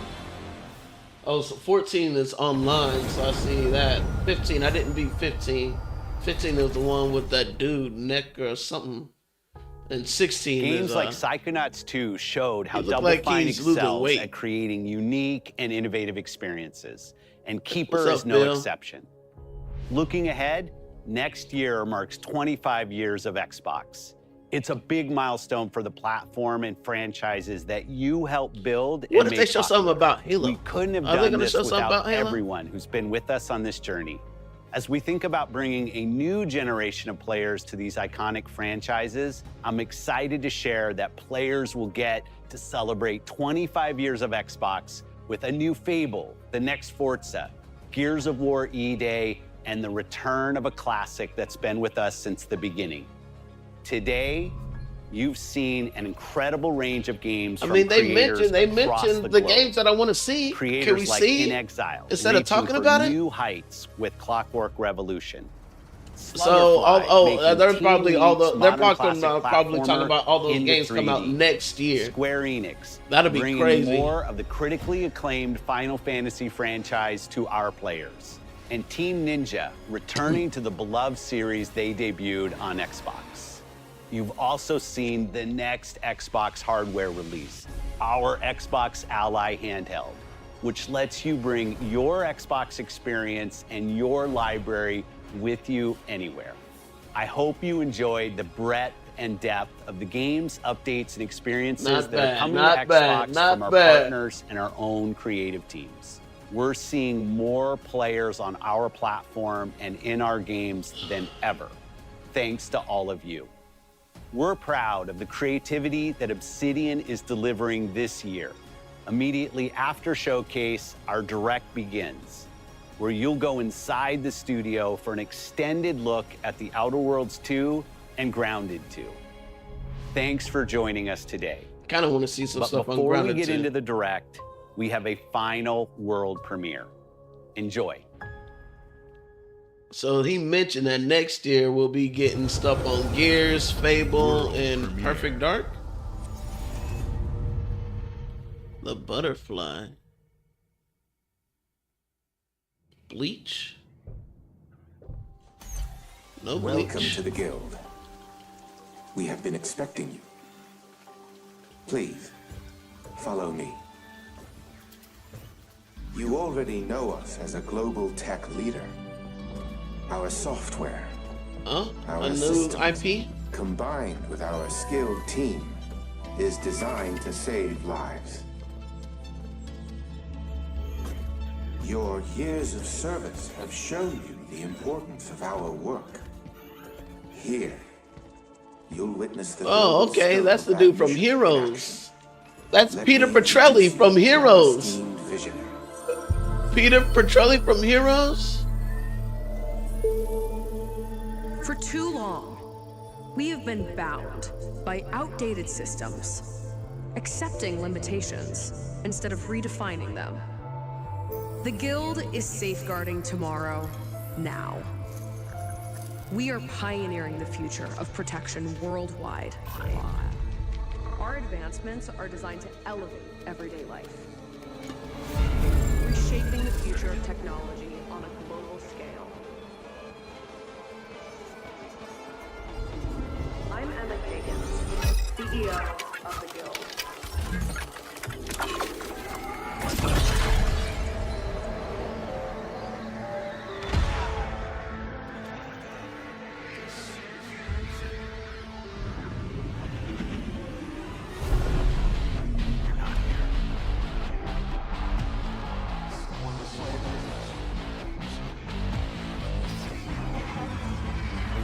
Okay.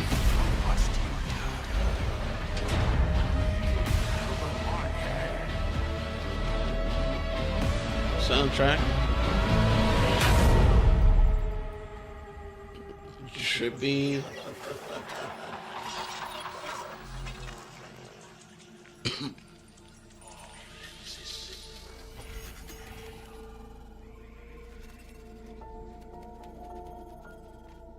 Fear is a powerful thing. David Mason. Menendez.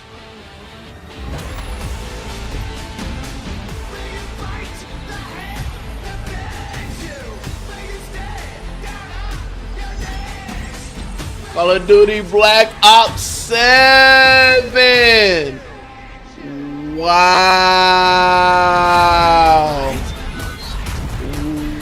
Wow.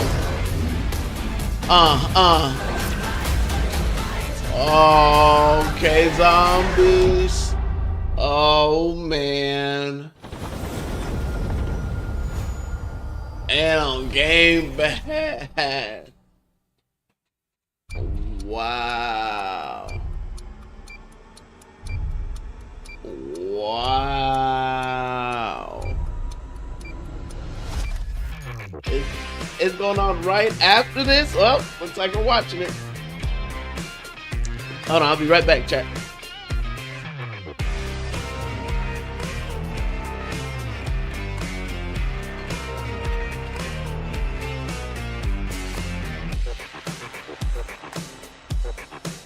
Welcome to Obsidian Entertainment. We here at the studio have joked around that this has been the year of Obsidian, with Avowed releasing early this year and now ending the year with 2 more games. And what better way to cap this incredible year for us than by doing what our studio does best, sequels. That's where I come in. You can get out of here, Fergus. Thank you so What? much. No, you're doing great. You nailed it. The sequel is the lifeblood of every great franchise. Think about it. The original creates the world and builds fandom, but the sequel, that's what makes it worth remembering. No sequel, no hoverboard. No sequel, no dual SMGs. No sequel, no raccoon tail. No sequel, no Zune 2. Which doesn't really exist, but I wish it had. Okay. There was a Zune 2. There was a Zune 2. I'm Mark, the head of sequels here at Obsidian, and I have sequelized everything. Blockbuster movies to AAA video games to my first marriage, so trust me, I know what I'm doing. Come along on this journey with me. Part 2.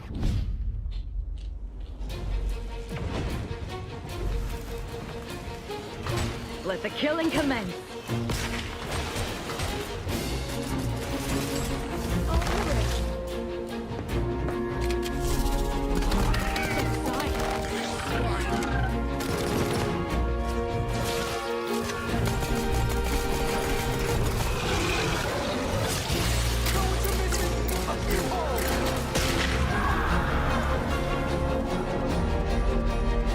The Outer Worlds 2 is a sequel to The Outer Worlds 1. It's a continuation of the themes of robber barons in space and how people are controlled by the stories they're told by the people who have power over them. This time we're able to go a lot deeper because we have more time and money, which is a great thing, and we're able to make it a much more true Obsidian reactive RPG than we were the first time around. So we're going deeper and more complex with everything for this sequel. Deeper story, lore, RPG interactions, reactivity, all the things we've been known for as a company. It's really a complete realization of everything people want from an Obsidian game. Surprisingly, this is the first time in over 25 years that I've had the chance to do a full sequel for a world that I helped co-create. It's really just a fantastic opportunity to explore and expand the universe in interesting ways, and to go even further with the themes of how people are affected by living in a dystopian corporate reality. You can shoot your way through it, you can talk your way through it, you can sneak your way through it. And so no matter what kind of play style that you like, this is just an awesome franchise and an awesome game to jump into, even if it's your first one. The first Outer Worlds was a great base to start from, as it has all the elements of a great Obsidian RPG. Interesting characters, deep worlds, important choices. In the Outer Worlds 2, not only did we want to double down on those elements, but we wanted to give players even more of it. We've also put a lot of investment into skills and traits that impact things like combat, conversations, and areas that we call RPG interactions, which are the part of the world where players can use their specific skills, perks, and backgrounds to solve problems in unique ways in our new, bigger worlds.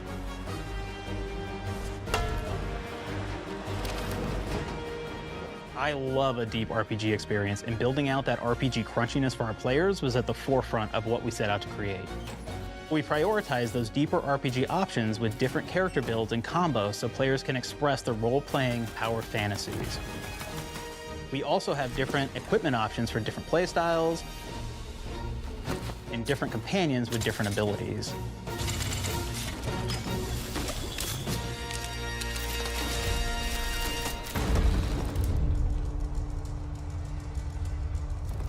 In the first Outer Worlds, you start off as the Stranger, which was basically a blank slate to build on top of with various attribute points that would begin to define your personal experience in the game.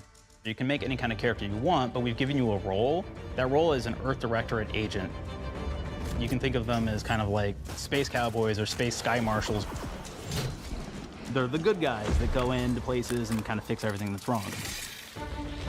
You're gonna be one of those. But we don't tell you why you joined the Earth Directorate. There could have been a lot of different reasons, right? It could have been because you're an actual lawbringer and you want to go in there and spread law throughout the galaxy. It could be that you're a roustabout and you just had nothing better to do. After you pick your background, one of the really important choices you have next is choosing your traits. While we had attributes in the first Outer Worlds, we've leaned into traits for the Outer Worlds 2, which are these big changes to your character depending on which ones you pick. So it could be something like Brilliant, where you can tag extra skills and you start getting extra skill points.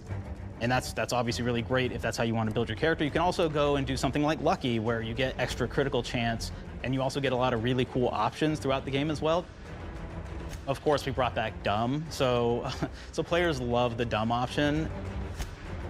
Tell me, do you believe in signs?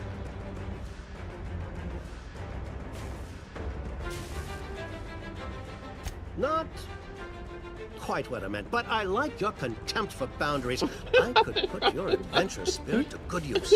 You get like lots of really cool, fun conversation options in the game, but we took that even further. And again, there's lots of elements in the game where you can be dumb and use that for something. Could be Something as simple as banging on a machine to get it to work. After you've invested in some of your traits, your next choices are going to be choosing your skills. The skills themselves basically allow you to build on your playstyle and what your character is doing in the game. That will be everything from playing stealthily to speccing for an explosive specialty.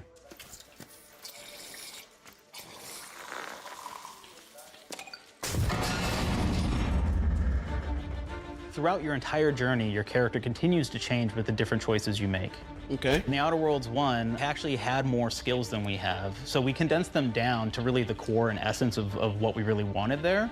But we made each point that you put into a skill much more impactful. So instead of getting small percentage changes, we actually did much larger changes per point that you put into each skill. And again, all these things, because of how they're checked inside the world itself, can matter quite a bit. You know, just even having one additional skill point in something can open up a lot more options in the world itself. If anybody's played Fallout New Vegas, they'll be very familiar with like the perk system. We basically borrowed that, but went even grander. We actually have more perks than Fallout New Vegas did. But here's the cool thing, right? We check and use perks for literally everything, right? So you can do everything from, hey, I want to make a stealthy build that steals stuff and is really good at that. Okay, great. Well, you can take maybe the pickpocketing perk. So that's not available to everybody, but if you select that, now you can actually go around and steal things out of people's pockets. Seems pretty normal. There's another perk called heavy-handed, right? Where say you're a melee person, what this does is now your power attacks that you use actually knock people down. Oh man, I really like the serial killer perk. As you start killing people, they will drop hearts. And you can take those hearts, and essentially you're taking these trophies, you could say, and it's actually giving you a permanent health bonus every time you do it. We have this perk called Assassin. Now, this is an early game perk that you can take, which every time you stealth attack an enemy, you're actually gonna get a movement bonus for a certain amount of time.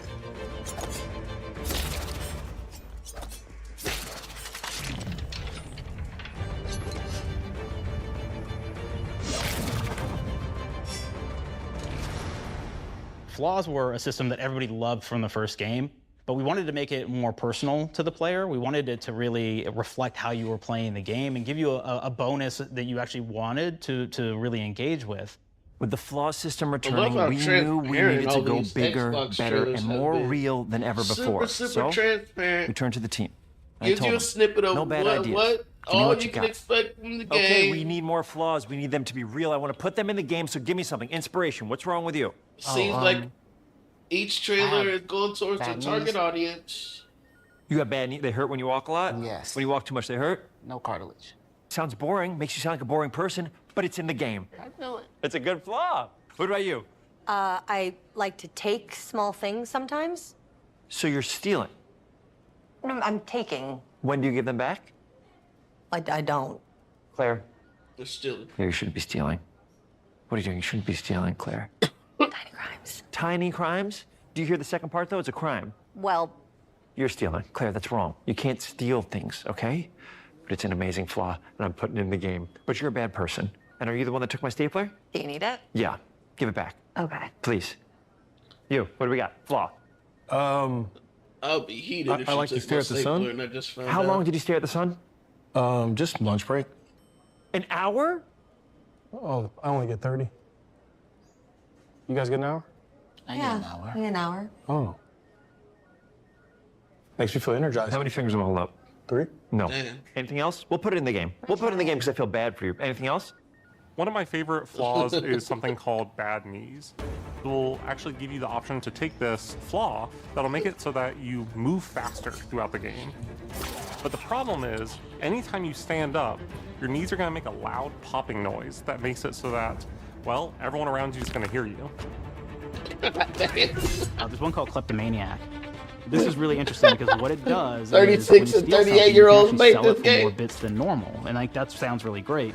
The drawback is sometimes when you're looking at things in the world that are owned by somebody else, you'll automatically steal them. So you have to be very careful about how you use them. One of our more wacky perks is the Sun Gazer Flaw, and it just gives everyone cataracts man, he while got playing the that game. So everything Get becomes Out like run. He run light that shit like shafts the and Dead from Get Out. blooms and hazes, and makes the game pretty unplayable if you happen to choose that perk. If you happen to be the type of player that habitually reloads your weapons like I do, well, you'll be offered the flaw of over-prepared. Now, you'll get larger magazine sizes on all of your weapons, but if you ever fully empty your magazine, you're gonna take a debuff for a while. While we support options like being a gunslinger who wants to key into destructive weapons, or a rogue who wants to alpha strike their enemies before they know what hit them, we also allow for a lot of fun and experimental builds. You can be a mad scientist who utilizes gadgets and wacky science weapons and armors, or even a psychopath who gains permanent bonuses to health by murdering their friends. Nothing shows the impact of these character build options better than, in my opinion, the bridge area, which has a quest you get early on in Paradise Island. Let's leave it there for now. Not only do you kind of encounter this very early, and it's a very core one to the story, but it really expresses our philosophy of allowing the player to solve problems in a bunch of ways. So you may solve it by, speech options. You may talk to them and maybe have to go do a quest for them and really kind of prove that you're a friend of the Protectorate to get by. I may have need of your help, stranger, if you are ready to seize an opportunity to show fealty to the Protectorate. They all work for the same You could go guns blazing, and you could just take everyone out inside the POI, lower the bridge itself, and kind of get across. Boom! Boom!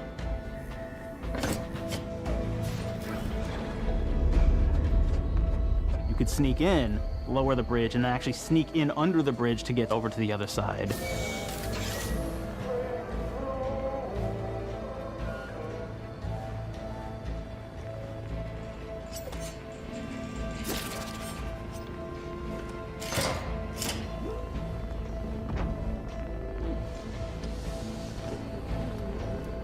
You can bypass the bridge entirely if you found like certain gadgets, like the shield gadget that protects you from poison gas as you go across. Did you not like or the double Fallout? jump boots, which kind of allow you to jump across the chasm and get across that way. There's even a really kind of messed up way, right? Which is players can actually sacrifice one of their companions. Their companion who they just found is part of. We're no different than the Vrees if we start tossing our own to the rats. I sure as law ain't gonna follow someone who can't see the wrong in it. I must admit, I'm surprised we could come to an understanding. But I thank you for your loyalty, stranger. You're welcome. As promised, you shall have clearance to cross this bridge. Well, I sure do appreciate you. It's such a fun quest, but again, it really showcases that we want you to be able to solve this in whatever way you want to. When you build your character your way, we're there for you. We really want you to have the experience that you want to have out of this. Factions and companions. From the very beginning of our discussions about the Outer Worlds, we really knew we wanted every game to take place in a different colony. Have you been watching lets this us entire expand on time? all Did you see aspects that of the Black universe. Ops Every 7, colony can be its own thing with its own flavor, and we can center them around anything we want. Any ideas or setting we're interested in. Arcadia is an isolated colony with abundant resources, and it's run by an authoritarian faction called the Protectorate. Black Ops 7. Their dictatorship is thematically based around the question of how much freedom people will give up for security and luxury. For Protectorate subjects, unfortunately, that answer is everything. But I don't play them. The Protectorate is also incredibly cool, but I wealthy don't because it play was them. founded by the inventor of the skip Bro, you drives, don't which are play the Outer anything, bro. World's All you faster play than light is engines. But those skip drives are starting to cause rifts in space-time, which are cutting off all the other colonies on Earth from being able to trade with each other. The Order of the Ascendant is an offshoot of the Order of Scientific Inquiry from the original game, and like them are a science-based religion with the same goal of solving the universal equation, which will allow them to predict and alter the future to the benefit of all mankind. They used to be part of the Protectorate, but they split off to focus on solving the equation for the good of everyone, not as a way to simply control the masses. The player's been sent to Arcadia as an Earth Directorate agent to find out how the skip drives are causing the rifts and what can be done to stop them. Each of the came out factions not have too their own long ago. solutions I to think the it's rift been about problem 2 and their own years. goals. The Protectorate wants to close them to protect their legacy as the inventor of the drives. It's and its their own will. Game Pass, you The know. Order wants to we get close to them not play it only as for soon the as good it of comes everyone, out, just to try but it also out. because they're complicating the math they're Oh, using to solve the Game Pass, universal so equation. good, man. Antes just wants to be able to open and PC close Game the world Pass and is control like all the trade routes between the $9 a colonies. month. In addition to expanding the themes and lore of the Outer Worlds, we're also expanding the humor, so each faction has its own flavor of absurdity. Anti's Choice is a merger between Anti-Cleo and Spacer's Choice from the original game, and there are corporate representatives These in the graphics Outer is Worlds nice. too. They've invaded Arcadia to liberate their resources for all of humanity, at a profit, of course. One of my favorite things from Fallout New Vegas is the radio system. It was just iconic for me, and I wanted to make sure that the Outer Worlds 2 had that. So we actually built out 3 different radio stations, one for each of the major factions. You also have a ton of music. Each station might have, like, I think 20 tracks of unique music that we've made for it. It's a lot of stuff.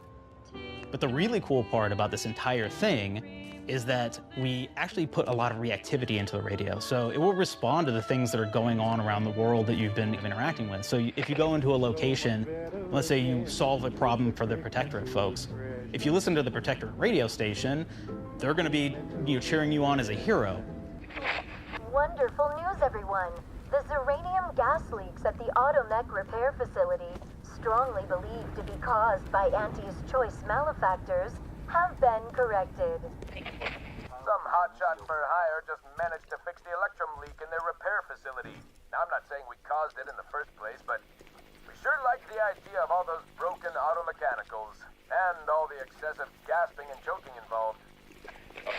The factions and companions are great examples of how we're going deeper and more complex this time around. They're integrated into the game's storyline much more than we did on the first Outer Worlds, and like with everything else in the game, they have a lot more reactivity. There are 6 companions in the Outer Worlds too. As usual, each has their own quest lines, but this time they are also connected to a different faction and have character arcs that the player can affect through their choices. Your first companion is Niles. He's another Earth Directorate agent like you, and he's looking for your help to decide whether he wants to become an even better agent or to turn his back on the Earth Directorate completely. There's also a somewhat cute Automech support drone that is basically Niles' helper. Her name is Val. Marisol's part of the Order of the Ascendant, and she's an aging but still deadly assassin. That's right, she's a deadly mathematician who may or may not have some unfinished business to attend to with the player's help. There's also a cultist named Azza, who is part of a sub-faction that worships the rifts, and in her case, violence in general. You can choose to either turn her away from overt violence or support her chaotic and dangerous tendencies. At one time, Auntie's Choice had a program to graft soldiers with animal parts to make them more formidable. Unfortunately, it didn't quite work, and most of them are now dead. There's a combat medic who survived, however, named Inez, and she wants the player to help her fix her graft, among other things. Finally, there's Tristan. He's a Protectorate Arbiter who is judge, jury, and executioner all rolled into one heavily armored package. It is your choice to either help him judge wrongdoers or show him what true justice looks like. We definitely have reactivity in the game based on how you've been treating your companions. I won't reveal the end of the game, but let's say if you have not been treating them well, you will find out at the end of the game what that means. Companions are a very, very important part of merchandising, because that's the real beauty of the sequel. We're talking merch, baby. It is the lifeblood. It is what fuels us. Do you want to see some of my ideas? Hop, hop. Check this out. Gen Alpha loves body pillows, especially ones that look like human beings for some reason, right? Who needs a significant other when you could have a knife-wielding space psycho up in your sheets, huh? What do they do with them when they get them, huh? Maybe a little napping, maybe a little snuggling, maybe a little nut.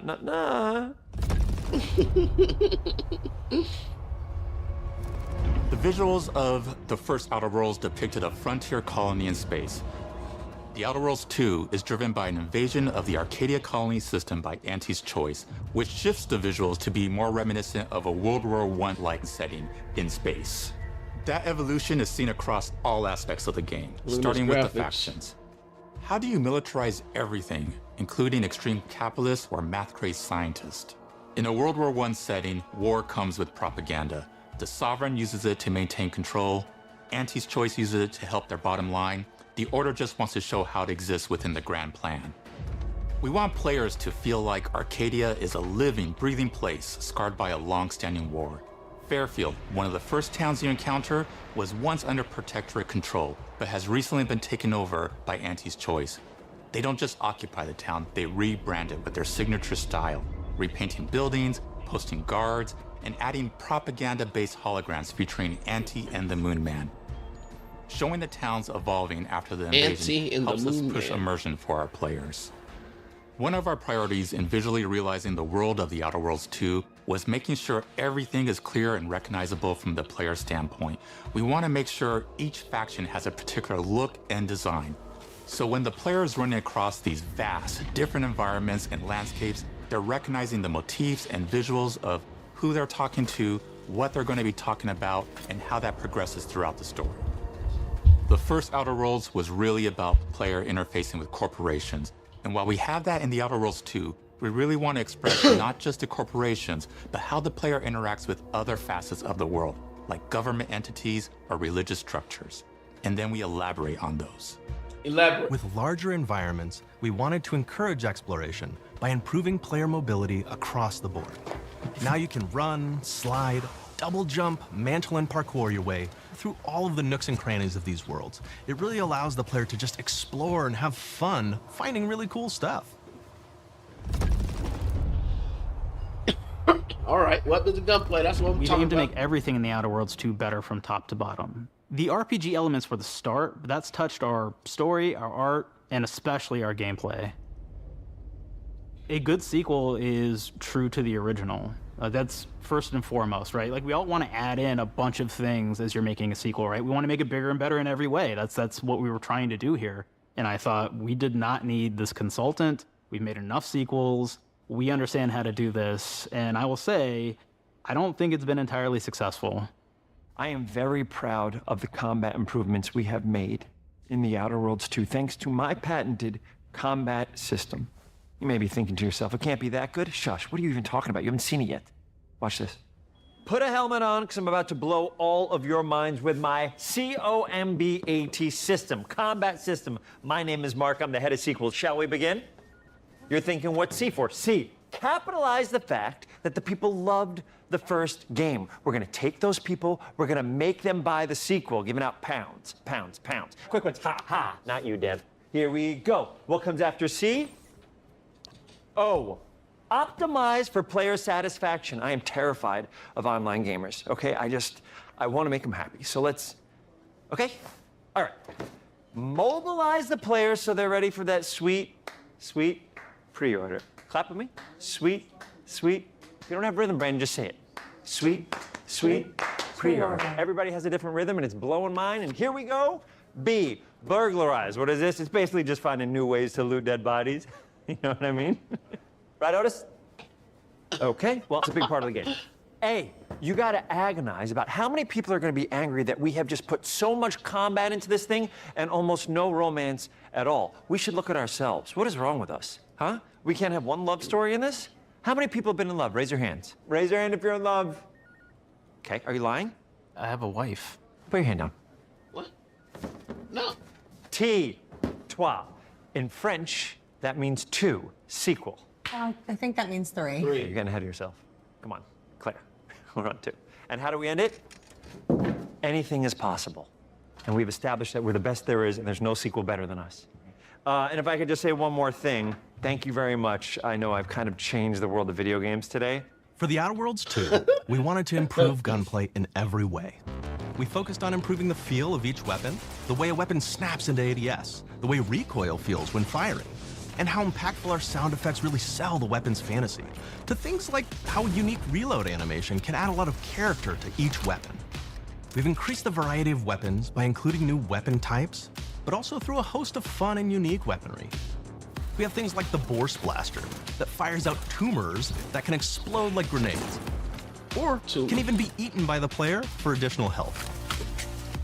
We have a weapon called Rookie's Reward that will actually level up the more you use it throughout the game. And every time it levels up, it's got fun fanfare where it's like shooting out confetti and it's got a fun little setup. We have a really fun weapon called the Pop-Up Gun. It fires out ad drones that will distract your enemies with corporate ads, slogans, and jingles. While your enemies are distracted, you can focus fire on them or explode these drones for additional damage. New to the Outer Worlds 2 are throwables. So you can use frag grenades to flush out enemies, smoke grenades to camouflage and escape, distraction devices to bait enemies into a stealth attack. Uh-oh, time to get stabbed. 1,000 years of...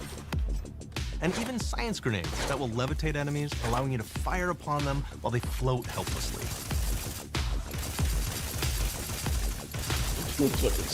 And of course, science weapons are back. We have returning favorites, like the Shrink Ray. This time it's been upgraded so you can shrink your enemy down to the size of a sprat and run over them, exploding them into bits. the shrink ray. That was probably my favorite one from the first game, so we brought it into the second game, but we improved it though. So instead of shrinking your enemies for a short period of time and having them re-expand, this time they stay shrunk, and we actually added in the ability to step on them and kind of squish them and kick them, because we knew that that was the player fantasy. We knew that's what everybody wanted to do. They wanted to step on the enemies, they wanted to kick them, so we made sure to double down on that stuff. In addition to things like our returning favorites, we also have some really fun and unique new science weapons.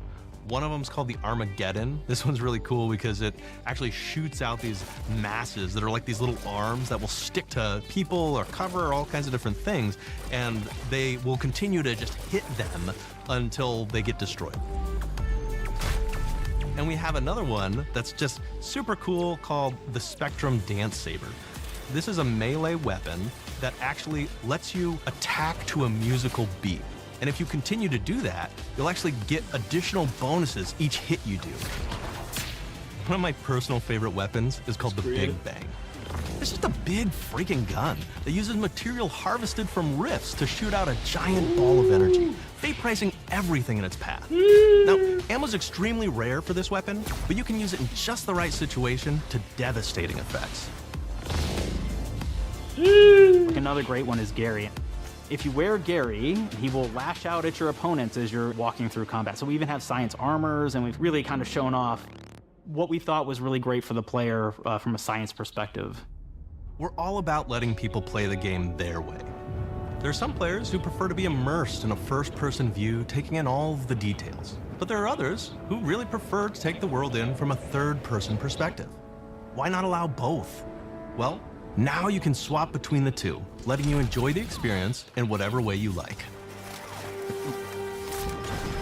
One of the things I really like about having the third-person mode is being able to see all of the fun and unique armors and armor combinations and weapons that you can equip your player with.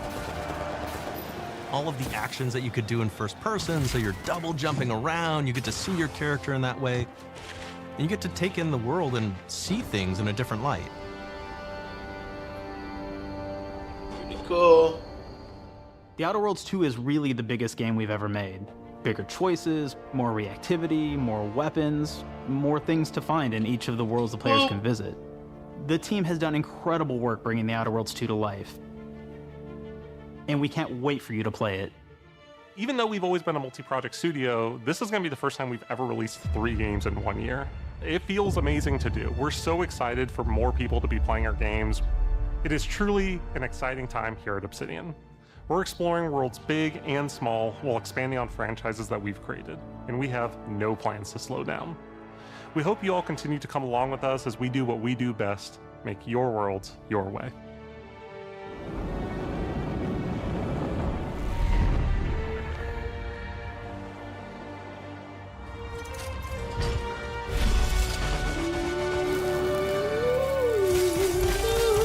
All right, let's see some Grounded 2 stuff.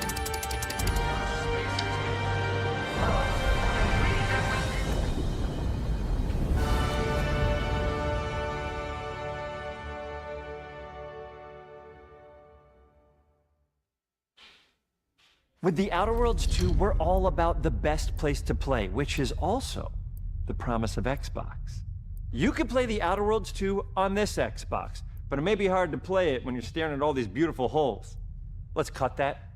You can play the Outer Worlds 2 on this Xbox. Oh yeah, now that's Microsoft. Or you can take a phone call on this Xbox, then play the Outer Worlds 2 right after. Excuse me, I'm getting a call. Hello? What am I doing? I'm playing the Outer Worlds. Hello? Yeah, this is Mark. I didn't know I had jury duty today. You could play the Outer Worlds 2 on this Xbox, but it takes 2 people to lug around safely. We're gonna go up to my apartment, okay? And this is an Xbox you actually wear that also plays the Outer Worlds 2. What do you think, Claire? This is amazing. Are you playing? I think so. Fantastic. So now this is actually not an Xbox, so you cannot play the Outer Worlds 2 on it. Can't play anything on this. I guess Bread.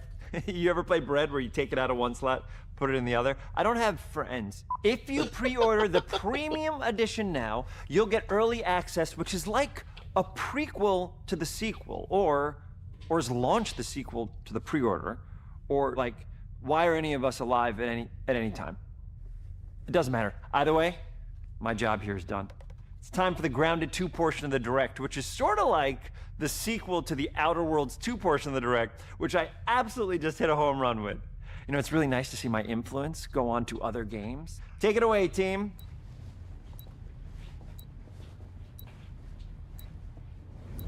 And big exit. I'm excited to see this. The first Grounded was awesome. I mean, I'm pretty sure the first Outer Wilds was awesome, but...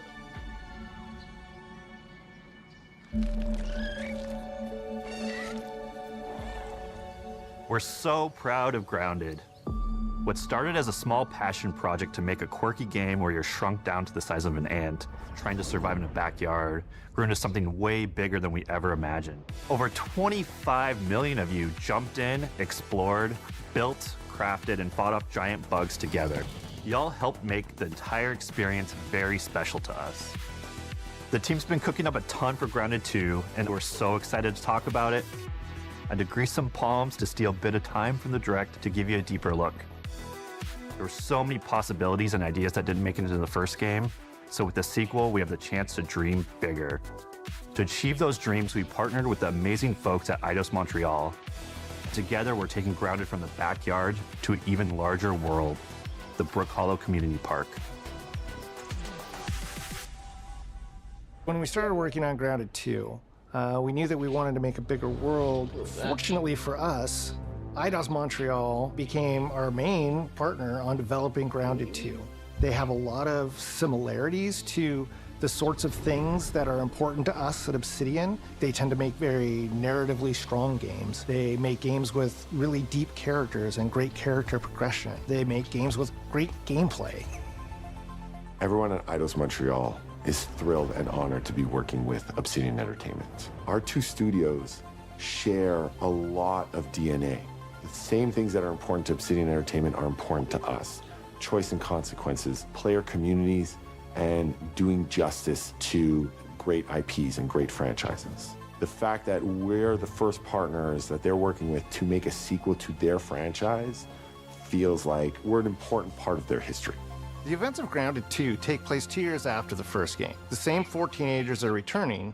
So there's Max, Hoops, Willow, and Pete. They're a couple years older, which means they've gone through a bit more high school, a bit more mature. It's 1992. The world's a little bit different, but we're still in that fun, nostalgic era of the early 1990s. Right. In Grounded 2, we're moving the action out of the backyard and into the Brook Hollow Community Park. Not only is it bigger, it allows us to tell a lot more stories and expand the world of Grounded by exploring what the community of Brook Hollow has been up to and what they've been through. The park overall is about 3 times the size of the backyard. Wow. And our initial starting area is actually the same size as the entire backyard from the first Grounded. The reason we wanted to move into a park wasn't just to create a bigger world, but was to give us the opportunity to explore the community of Brook Hollow and what secrets have they been hiding. What we love and what we're excited about in terms of the park is the opportunity to create environments and landmarks that are mundane at normal size, but are colossal wonders when you're the size of an ant.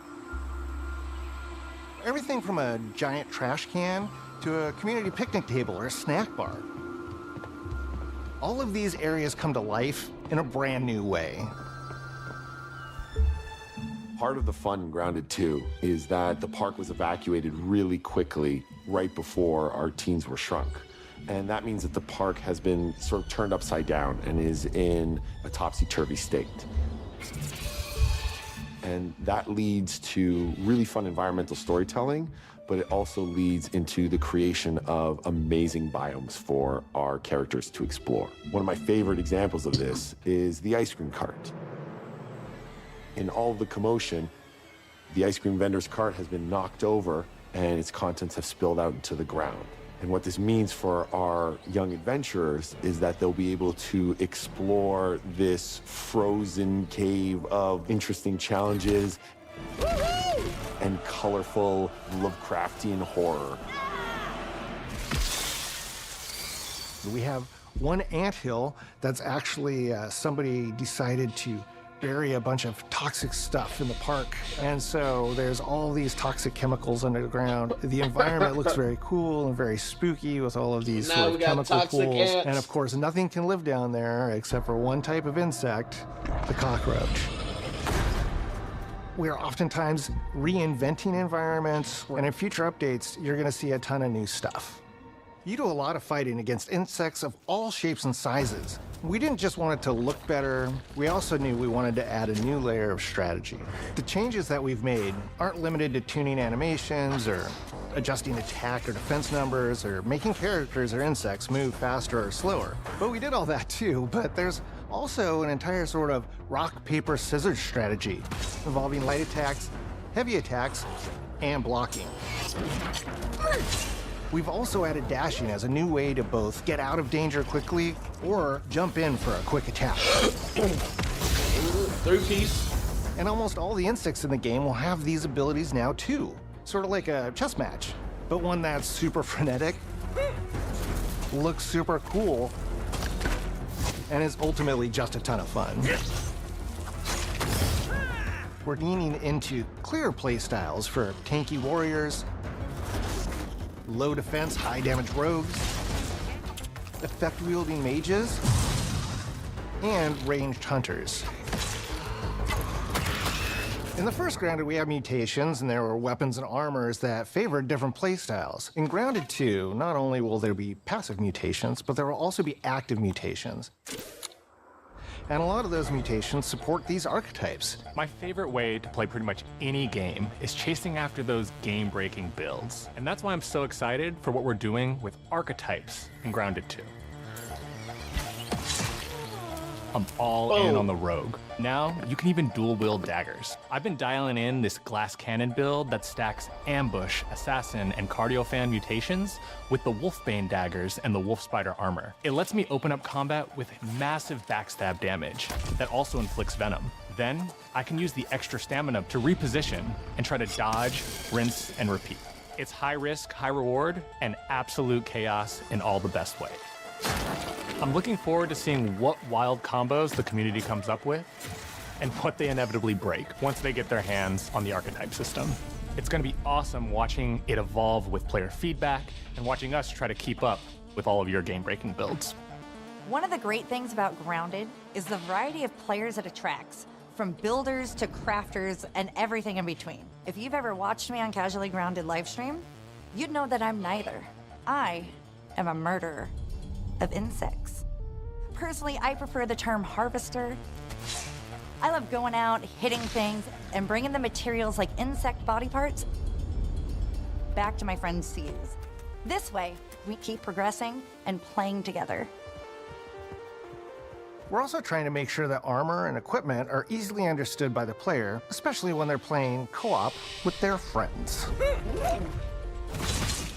It was really, really important for us to deliver on all of that for the bigger space and experience, because that was the only way we could truly support the feature the community has been asking for since the very first Grounded release. Ride the boats? Yeah. Our mounts, we call them buggies, have an entire suite of moves and have their own special abilities and attacks. We really wanted the buggies to be an extension of the player in every way possible. And that meant making sure that buggies had unique and valuable abilities across all the core pillars of Grounded. So that doesn't just mean exploration and travel. That has gameplay implications for combat, crafting, and building as well. Just like how we wanted to expand on player playstyles throughout the game, we're going to make sure that every buggy that we add has its own personality. The Red Ant Soldier can enlist up to 2 Red Ant workers to follow you around and help you out. If you get into combat and you don't want to fight while you're saddled on your buggy, you can jump off and they'll fight right alongside you and provide support. The Orb Weaver buggies are a little less useful when it comes to general utility, like building a base or harvesting, but they're awesome when it comes to combat. Sure, their defenses aren't super strong, but they're heavy hitters. They're also super fast, and they have some great special abilities, like a scream that allows them to stun lesser-powered insects, and the ability to shoot webs and entangle other creatures. So the Orb Weavers won't be your base building buggy. You should use the Red Ant Soldier for that. But they're super fun for exploration and combat. Red Ant Soldiers and Orb Weaver Spiders will be available at game preview launch. There will be others in the future, but those are the two we're starting with. The connection that our Grounded community has with us is something we want to keep forging with the sequel as we make an even bigger game than the original. Pretty much from day one, we knew we wanted to return to game preview for Grounded 2. Sure, it comes with some trade-offs, like the game's not done and it's out to the world, but there's so much value in building it alongside the community. Buggies change how you traverse and navigate the park. What we're doing with Grounded 2 is we're actually keeping zip lines held back so we can see how players engage with buggies, and then we can tweak zip lines to bring them back over time to really complement that buggy experience and make exploring the park far more fun. That kind of feedback loop helped shape the original Grounded, and we wanted to shape the design for Brook Hollow Park, archetypes, buggies, all of it. We also learned a lot from that first time around. One thing that stood out immediately, players blaze through our content, especially the story. That makes sense. Story, characters, world building, that's kind of Obsidian's thing. It's the flavor we bring to the survival genre. So this time, we're starting with a much bigger baseline. There's been an explosion at Brook Hollow Park. Chaos descended on a ceremony commemorating the 2-year anniversary of when 4 teenagers were miniaturized against their will. One of our favorite parts of the first game was watching the community uncover clues and spin up theories. This time around, we're leaning even more into that, and we'll be keeping a close eye on what our players discover and how they interpret it. Because you never know what might inspire us as development moves forward. We really started to hit our groove at the end of Grounded 1.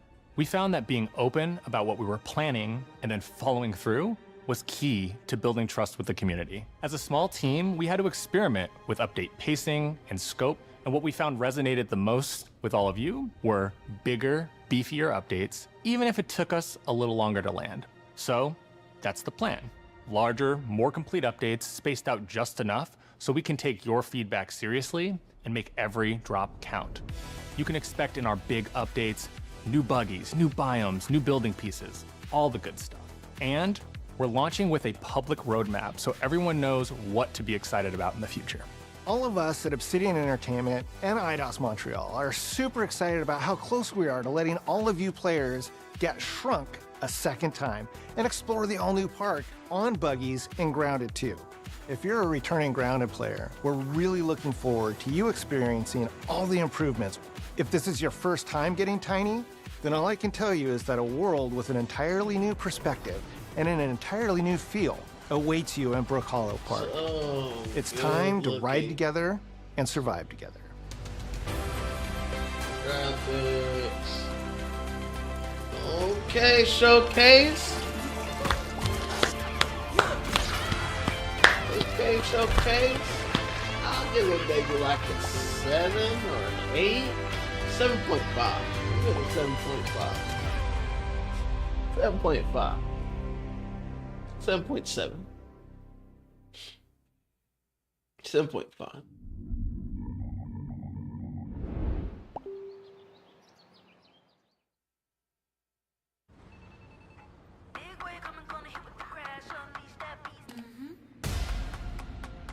But Mudong looks good. Tony Hawk demo out now. Black Ops 7. Got some new stuff. Ninja Gaiden 4. Indiana Jones DLC. Okay, Grounded 2. That looks like an interesting game. That looked interesting. That looked interesting. Sea of Thieves DLC. Kids of War. That looked great. Fighting game. Aphelion. That game was good. I already beat that one. The 2 games they showed, I already beat. And when we need their help, played this game, it's pretty cool. Super Meat Boy. I'm very excited for this Ninja Gaiden. Follow me.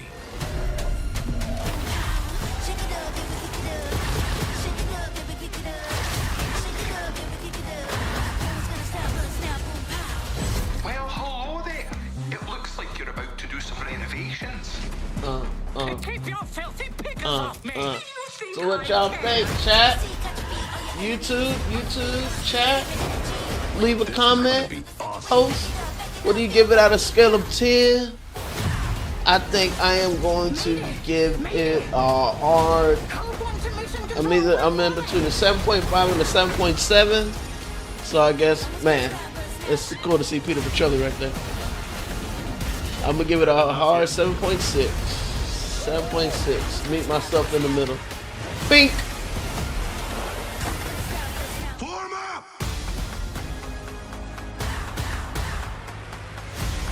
It's game time, baby.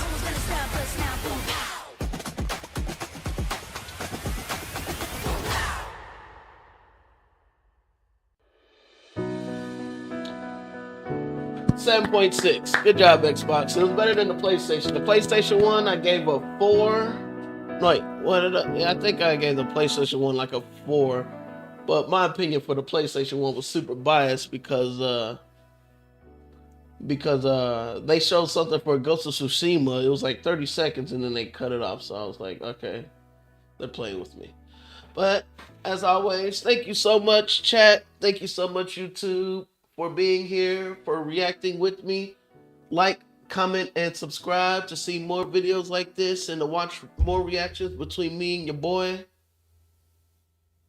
We'll catch y'all in the next one. Thanks.